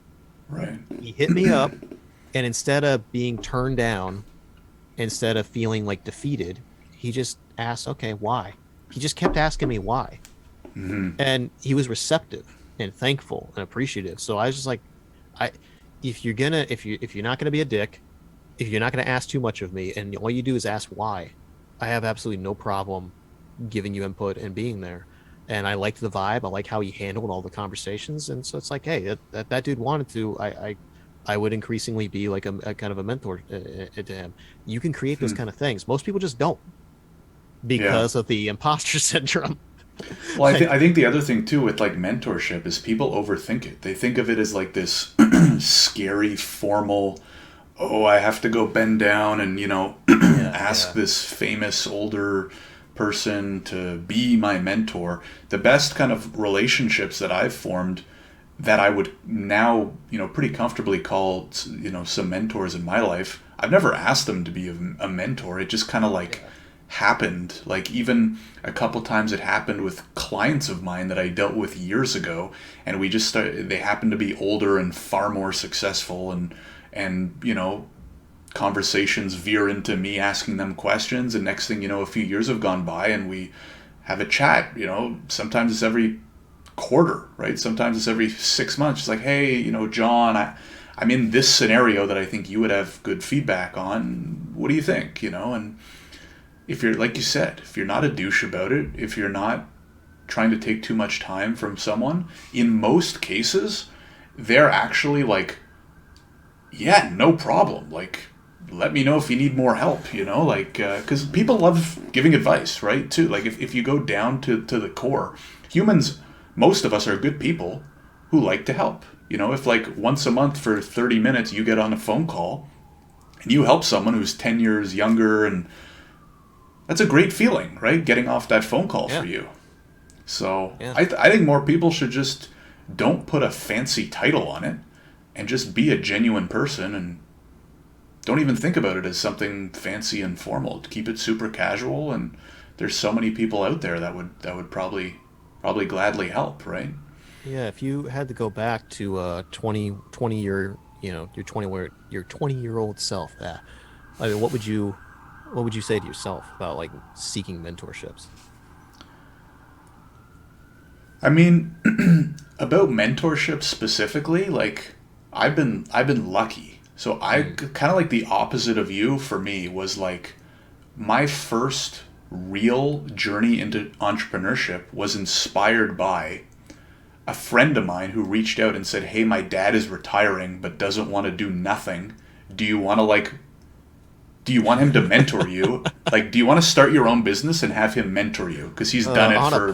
Yeah, on a exactly. platter, It was a man. softball lob, like over the plate, and so I don't know. I've been very lucky in a wide variety of ways my whole life, but that's how my like entrepreneurial journey began, was working underneath a mentor, right? Yeah, And it was great. And then what ended up happening was instilled in me pretty quickly was like, this is kind of sweet. Like, I'm in my mid 20s and I'm growing my own business. And anytime something confusing or hard comes about, I just call this guy and he like gives me his advice, and it's usually yeah, pretty good. Like maybe it doesn't answer the question, but at the very least it like steers me in the direction of people or resources where I can find an answer. So ever since then, like that was probably what I'm turning 31 next week. That was probably like 6 7 years ago. And so because of that, I've always kept, not in like a schemy way, but like I've kept an eye out for people like that come across my life, and just made sure to build legitimate and I think positive relationships with them both ways, and ask them for help when I needed it. So like I got lucky, right? Like I don't know, like yeah. what would you tell your 20-year-old self? Because I benefited, I'm still early in my career and I've benefited immensely from mentors. Yeah, I find it funny that next week we're both gonna the 31 Josh Club. We're both gonna be 31, both named Josh. So it's just funny. Oh, We happen really? to What get day? connected. Mine's October 16th. Okay. So I just find it funny that we're both be 31 next week. But anyway, as a little God, I'm turning into a dad. It's like this. Everyone in my life just jokingly calls me dad Yeah. because I am increasingly leaning into that dad role. But like I'm just making dad jokes and dad comments and stuff like that. And I think 21-year-old me would be disgusted with like, Jesus Christ, dude, you're so corny. But anyway, yeah, man, I think it would come down to, I think I would just say like, okay, 31-year-old Josh talking to 21 or 20-year-old Josh, I'd just be like, dude, it doesn't matter. Like, it's like, it doesn't matter. Wayne Gretzky, every shot you don't take, you miss. You miss 100% of the shots you don't take. There are millions of people out there that fit a prerequisite to mentor you. Just hit people up, have no real ask a very specific, simple question that would take them one line or a minute tops to answer, and just shoot it out. So find some people, like it could just be, hey, okay, so let's actually do a real version of this. I'm going to mentor myself right now. Okay, 20-year-old Josh, what are you struggling with the most right now? It's like, well, I just started this business. I'm really having difficulty with my anxiety dealing with these meetings and clients. And I know I need to hire somebody soon. But I'm scared about having that financial burden. And I'm afraid of giving up control, because what if the work they do isn't as good as I want it to do? And the whole thing of me being a freelancer the last 7 years is that I do everything myself. And I've hired other people to do things that I can't do, but even that, I'm very I pick specialists. So I don't know. And I'm like, okay, well, you got two things there. One is sales and imposter syndrome, and the other one is scaling and hiring and learning how to outsource properly. So why don't you find someone who is a sales, head of sales, and they are in a town that is maybe on the opposite side of Ohio, that you really have no connection to. So I'm in Dayton, which is about an hour north of Cincinnati, and about an hour west of Columbus. So maybe I pick Cleveland, because that's literally on the opposite end, both horizontally and vertically. It's 4 hours away. I had a handful of contacts in Cleveland, but if I reach out to a bunch of marketing directors there, or whoever else, I don't really care. Doesn't matter. But the reason why Ohio is important is because, hey, I'm a fellow Ohio entrepreneur. It means a lot more than like, hey, you're in Utah. It's just, it matters. If somebody hit me up and they're from Cleveland, I have a much higher probability of reaching back or replying to them than someone who's in Austin, Texas. So I would pick it where it's close, but far enough away where I don't have to matter. It doesn't make me nervous. Like if I hit up people in Columbus or Cincinnati, that's only an hour away. I do a lot of business with businesses there. I might run into them again at some point, or I might have some sort of connection. So, okay, that's the first thing. Second thing is, what is a question? What is the question of questions? And lay out all the questions. If you had this person in front of you that was like, could be your sales Obi-Wan, or your scaling Obi-Wan, or whatever, hiring Obi-Wan, what would you ask those two people? And just write it all down. Now, almost like Lego blocks, arrange those in orders of importance, and then think about what question would start the conversation with the least amount of friction. That is your doorway question. You ask them that. But it has to be a question that actually you think is going to be meaningful. But again, it has to be a doorway question. And once you do that, just send it out. Find like 20 people maybe. Because if you only pick one or two, then you're going to be really nervous, because if they don't get back to you, then you fail. But if you pick 20, then you got a high probability of at least a couple people getting back to you. But if you pick 100 or 50, now it's daunting and you're not going to do it. So pick between 15 and 20 people. I wouldn't do under 10, because again, then your probability of getting a response is, not as high, and it's going to matter more. So do that and just send it out. Expect you're not going to get a response, and expect if they do get a response, it's probably going to be very short. And you might be surprised. Some of those people might be like me, where I sent that guy like several paragraphs per response, and I'm just sitting there on the app typing it while I'm like laying in bed or something. Mm-hmm. It took me 5 minutes, but it might have made that dude's day or week or month. Some of the Yeah. books that I recommended to him, and I said this in the response, some of the books I recommended to him, like, this is better than a marketing MBA. Like, this is better than a college degree. These two books I recommended. And I believe that very much so. Because I've recommended those books to a lot of people, and they're like, they didn't teach us this in college. And I'm like, yeah, they're not. Which two? I gotta ask uh, now. The Business of Expertise by David C. Baker and The Brain Audit by Sean D'Souza. So The Business of Expertise is teaching you how do you interface as a consultant or an advisor or a freelancer or whatever with your customers when your business is being an expert. And I think that there is that is predominantly meant for agency owners or consultants or freelancers. But I honestly think that if you interface in a professional setting at all, there's so much wisdom in there. Hmm. I recommend it to most people that have to deal with clients one-on-one in any capacity. The second one is The Brain Audit by Sean D'Souza. And Sean D'Souza is a cartoonist Hmm. that basically wanted to figure out how to market his own services better. And he just digested like 100 different books on marketing. And what I like about him is that he's a creative problem solver. He's a cartoonist. So he's always thinking about how can I say the most amount possible in the shortest amount of time?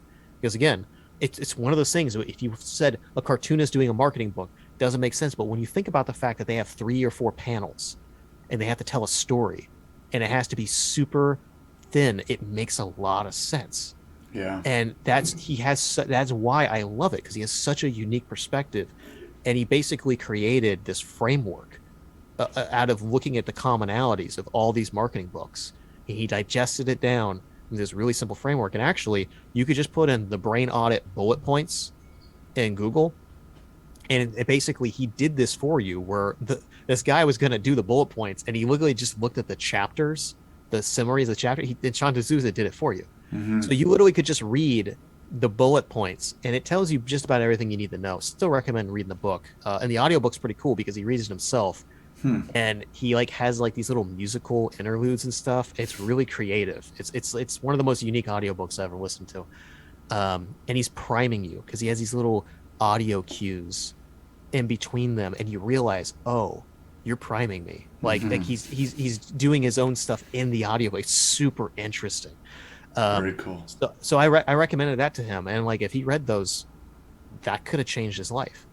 Like Yeah. when I read those books, it changed my life. So all he did was he hit me up, and then I said, hey, not a good fit, and then he asked me a really simple question, what would have made it a good fit for you?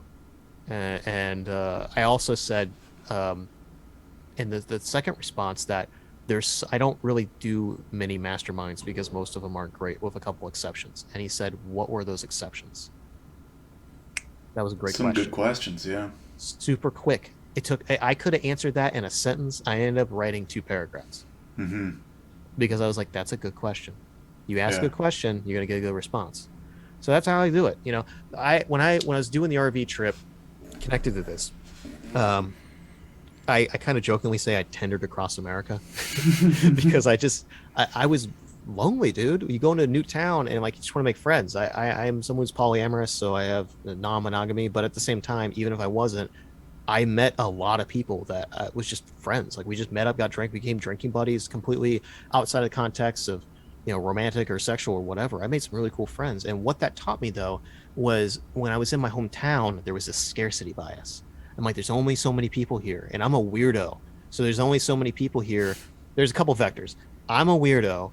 I have a very unique lifestyle because I'm a business owner and I'm young, and I'm in Dayton, Ohio, which I love Dayton, but it's not exactly a hotbed for super alternative people. So, and also I know a lot of people in the downtown community, and I don't want to date any of them, and I don't want to date anyone that happens to be best friends with one of those people. So slim pickings, because you go on Tinder around here, you're going to see a lot of people that or vice versa. So Mm-hmm. I'm like, so I had this scarcity bias, like I can't mess it up, and I'm afraid to message people and whatever, even though it's stupid. When I went on the road, absolutely no scarcity bias. I'm sometimes going to be in a town for a day or two, so I just was like bing bing bing bing bing, just showing out intro messages. and I didn't overthink it. And dude, it worked, and it worked really well. And that taught me, um, I'm overthinking this. There are so many times out there, and like then I came back and I started working again, and I started thinking about doing outreach. I'm like, oh no, I don't want to mess it up with this founder because I really like his brand. And I'm just like, dude, you learned this lesson with Tender. So Mm-hmm. now, like, I always trying to think about how can I approach sales like Tender. Like, Right. I'm gonna throw it out there. There's either a mutual fit, a mutual attraction, or there's not. Some people, the way I talk, turns them off. They don't like that I curse. They don't like that I'm super seemingly unprofessional. They don't like how loose I am. They don't like any of this stuff. Um, there's other people that cannot stand the people, the opposite end of the spectrum. There are people that love me because I'm super honest and they feel like they can have an open conversation with. And there's people in the middle that are neutral. I just have to find those people that are my tribe, that like me, you know? So that was a huge thing for overcoming my imposter syndrome and feeling like I could reach out to people and it wasn't like uh, hurting me, like I'm burning bridges or something. I don't know. Right. It's actually interesting how I think how much overlap is between dating, relationships, all that kind of stuff, and business. I mean, you just expressed one clear example right there. Josh, super interesting. I just wanted to ask, as we're pushing close to 2 hours here, which has been awesome. I think this definitely a lot of the benefits I was hoping to get out of a longer form conversation, I think have been able to benefit from. In terms of the last couple of years, right? You took that time off. You quote unquote went to, you found yourself. You become a lot more comfortable. You're doing consulting where you're kind of, like you said earlier, you pick who you work with. It's more on your own terms. What would you recommend to some other people maybe right now that can relate to some of the previous struggles that you had? What are some of the things you're doing now? Some of which you've already mentioned. Maybe there's one or two more, or maybe there's more that you haven't, but that you would recommend to other people that are looking to kind of build, whether it's the business or the lifestyle or even the mentality that seems to be working really well for you right now. So, I mean, the what are you optimizing for question is the first thing that I always go back to, but we already traveled that. The second is kind of related, but it doesn't seem like it, but it's protect the asset. And I forget where I picked that up from. I think it was the dude that wrote Essentialism. I'm pretty sure it was in there. Um, Essentialism is a fantastic book that I recommend people. That's basically was a big inspiration for me when I was started consulting again and kind of doing the whole shift where it's just like focusing only on the most essential. Busy is laziness, which is something Tim Ferriss also talks about a lot. You know, busyness is just you're being lazy and you're not coming up with better processes. But protect the asset, what that meant to me is that the biggest asset is not your business. It's not any of that stuff. It's you. It is your body and it is your brain being in good working order. And we have this really insidious and inaccurate sort of image of what the ideal entrepreneur is. And they're working all hours, they're staying up all night, and they got their headphones on, they got this crazy music going on. They're just in the zone. And I think that's very toxic. That is something I romanticized that in my early 20s, and it gave me an ulcer. And not very seriously, it probably knocked at least 5 years off my life. Like for real, it probably did knock years off my life for what I was doing to my heart and everything. I have an autoimmune disease right now that I'm dealing with that I think was sourced from that. Uh, it's I'm just going to the Cleveland Clinic right now and dealing with it, and everything that I'm learning about is the limbic system, and almost all autoimmune issues are caused by a negative feedback loop, and your body then getting stuck in that negative feedback loop. And mine was stress, and now my vagus nerve is dysfunctional and it's sending signals, stress signals to my brain, and I have to rewire that. It takes a lot of time. So I literally have developed an autoimmune disease, most likely from the stress I put myself in my early 20s, which is insane. Right. So if you're in your early 20s and you're doing that, uh, there's a price to pay. There is no free lunch.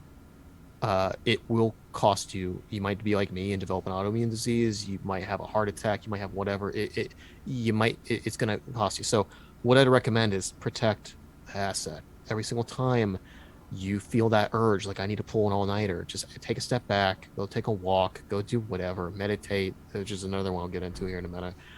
Whatever you need to do, just pause, dude. Pause and just take a step back and be like, do you actually need to pull an all-nighter? Because that's going to be fun. It's going to give you some dopamine. You get to have some coffee or some tea late at night, and you get to get your soundtrack blaring. You get to feel like you're in the social network and you're just crushing it. That's fun and it's sexy. But when you wake up tomorrow and you're fucking exhausted and you start your day late, and then you realize you got all these emails you didn't get back to, and you wake up in a panic, is that really worth it? The answer is no, you know? So, and you only find that out when you've done enough iterations. You've done enough, you've danced the dance enough times. But if you're aware of it, pay attention to it.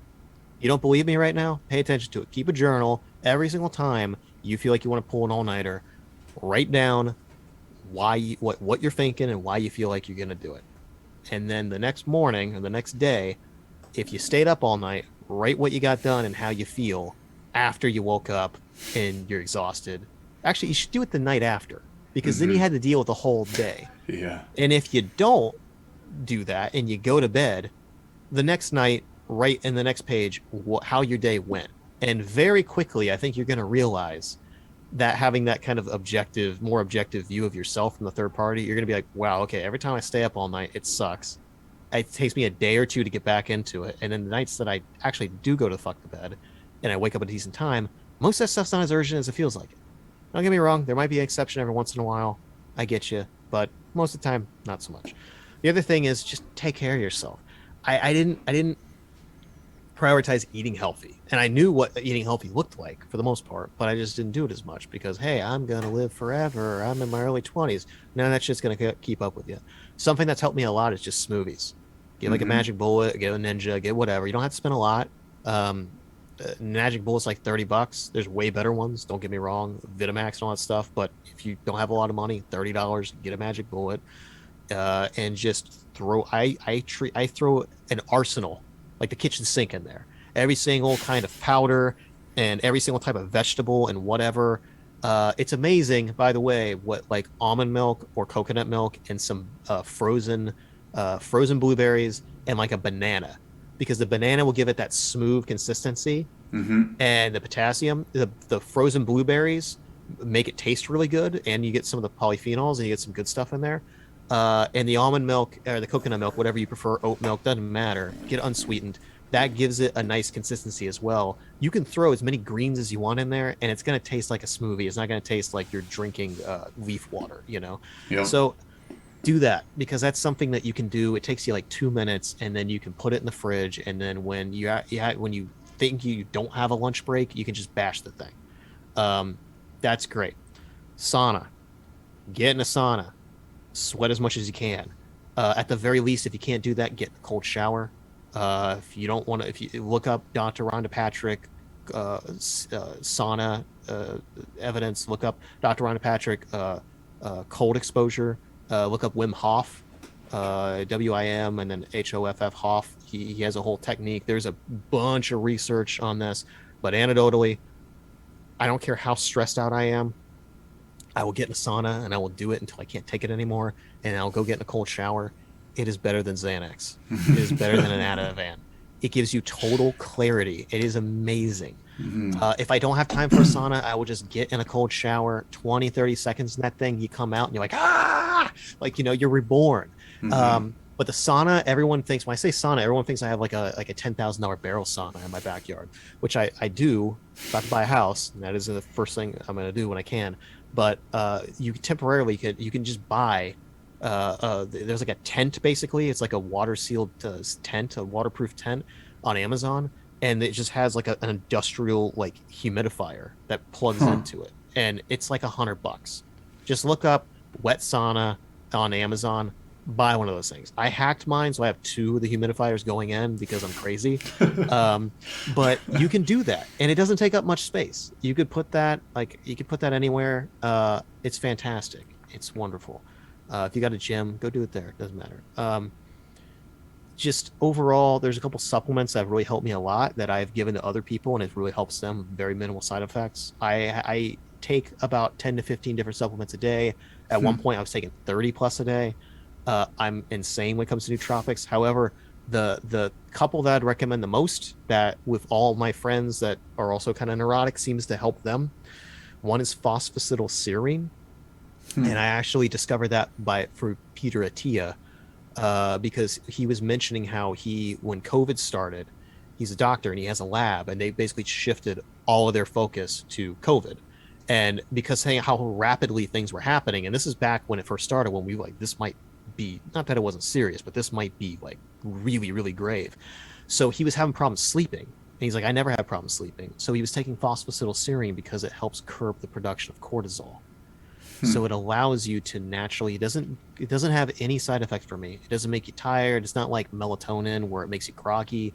It just helps your body naturally cool down. I like to explain it as like you have a kettle, like a tea kettle on a stove, and it's about to boil over. You take it off the stove. It's not like you're putting it in ice water, but you're just allowing it to naturally cool down. That's what phosphatidylserine does. It's amazing. Another one is Longvita, which is a type of curcumin, like turmeric, and it's optimized to cross the blood-brain barrier. So what it'll do is I take it and it actually lowers inflammation in the brain, and it significantly reduces my anxiety. So if I have any sort of speaking event I got to do, if I have any client meeting, or if I have anything stressful that's going on, like I know I got to take a road trip and there's a lot of traffic and I have to go through like crazy things, I'll just take a phosphatidylserine and the Longvita curcumin, and what that does is help the production of cortisol from not spiking, but also it'll reduce the inflammation in your brain, which for me significantly reduces my anxiety, because anxiety typically tends to increase inflammation and it gets worse. Those two things, again, no side effects. Worst case scenario that I've seen is it just doesn't do anything. But for some of my people that I have in my life, it has been a game changer for them. Um, and there's a lot more, but the third that I will mention is magnesium L-threonate. So magnesium L-threonate, kind of similar to the Longvita, is it crosses the blood-brain barrier. And most forms of magnesium, a lot of people are magnesium deficient, but most forms of magnesium do not cross the blood-brain barrier. So I was having severe anxiety like a year and a half ago. It was really bad, and I didn't know why, because like I didn't have any stressors in my life. I'm like, I'm fine. And then what I realized is that um, it sounded almost like a magnesium deficiency, but my magnesium levels seemed fine when I got blood work done.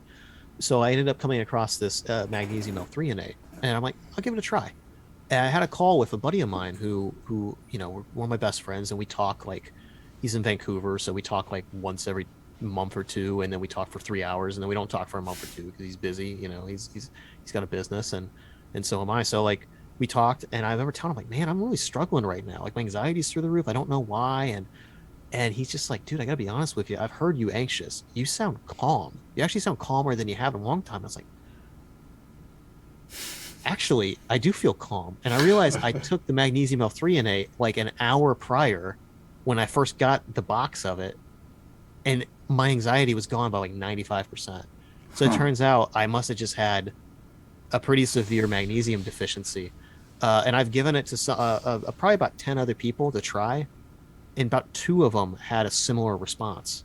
Like the other ones was like didn't really do anything for them. But now it makes me wonder: 2 out of 10 people, how many other people out there who have extreme anxiety that might have a magnesium deficiency, and stress can deplete your magnesium levels. So if you're a chronic person who's stressed out, I think entrepreneurs probably have a much higher percentage of that. So it's something to try. It's very cheap. Magnesium L-threonate. It's called Magtein, Magtein on Amazon. You can get it. It's super cheap. Just try it out. Otherwise, meditation. I mean, you don't. I'm sure anyone listening has heard a billion things about meditation, but it truly helps a lot. It creates for me a buffer between my thoughts and my body. And it makes me take a step back. And that's something that I've increasingly been leaning into, because when I start to get stressed, which I do on a daily basis, I start getting stressed, but I catch myself and I stop that feedback loop from occurring. And it's helping. And significantly, the thing about meditation is, and this is what I've been learning with the Cleveland Clinic as well, the limbic system, neurons that fire together wire together. The more you meditate, and the more you create that buffer, the more that gets hardwired into your brain and becomes your default. One of the people that I had on the podcast has been a monk for 20 years. And he said, and he used to be at Goldman Sachs. He used to be a sales guy at Goldman Sachs and had a very stressful job. He had a mental breakdown. And that's what led him ultimately to go to this retreat. 20 years later, he's like, I don't have thoughts really anymore. My brain is just calm. And after talking with him, I believed him. Very much so. He's one of the calmest and most peaceful and genuine people I've had the pleasure of meeting. And it is possible. So I would highly recommend that. And then the last thing I would say is, this is something that has been very top of mind for me, but related to meditation and everything else, is 2 books by Michael Singer, which is The Untethered Soul and The Surrender Experiment. And he is someone who, and for a lot of entrepreneurs listening, like, I think this might resonate with you. I hear people like the monk I was talking about, and I'm like, that's great. But were you learning these skills while you were a Goldman Sachs executive? Because you can go off and like see Nirvana, and don't get me wrong, I increasingly realize how much dedication, how difficult it is to live the lifestyle he did. Absolutely nothing. But I'm just saying, that part of me, that entrepreneur part of me, is like, yeah, that's great, but could you do this while doing that? Michael Singer is one of those people. He was someone who was getting his PhD, decided he discovered meditation, and decided, he's like, I'm done with this. And then he bought some land. And then, long story short, he ended up becoming a professor. He ended up like starting a business. He ended up starting one of the first the first accounting software companies, I think, ever. And he specialized in healthcare. He ended up being CEO of $100 million company while basically being a monk. Right. He ran $100 million company as a stoic master of meditation monk. And that blew my mind. And the Surrender Experiment is his autobiography telling you about his journey. And that actually has had a bigger impact on me, just hearing his journey and how he wrestled with this, because he does wrestle with it. And hearing how he did it on a case-per-case basis meant more to me than even this the Untethered Soul, which is kind of like his manifesto. I highly recommend both. If you're someone who's skeptical about meditation, or you think that that is at odds with having a high-impact life, read those. I think it'll change your perspective. In the last 2 weeks, it has significantly changed my worldview. And I've had a lot of people in my life comment, like, you seem different. And I've had things where, you read a book or something and it kind of affects you for like a week or so and it goes back. I don't think this is one of those things. I think this is something that's going to last. But Right. I don't know. That's overall my all the tips and trips, if you will, I would recommend to somebody. I mean, that list is a podcast in and of itself. I'll have some of those in the show notes. Maybe I'll get you to just send me the list of books and the vitamins and stuff. That would be awesome. Josh, this has been really great. Really appreciate you giving a significant amount of your time by podcast standards. Not for you, but for some of us that are just venturing into the long form.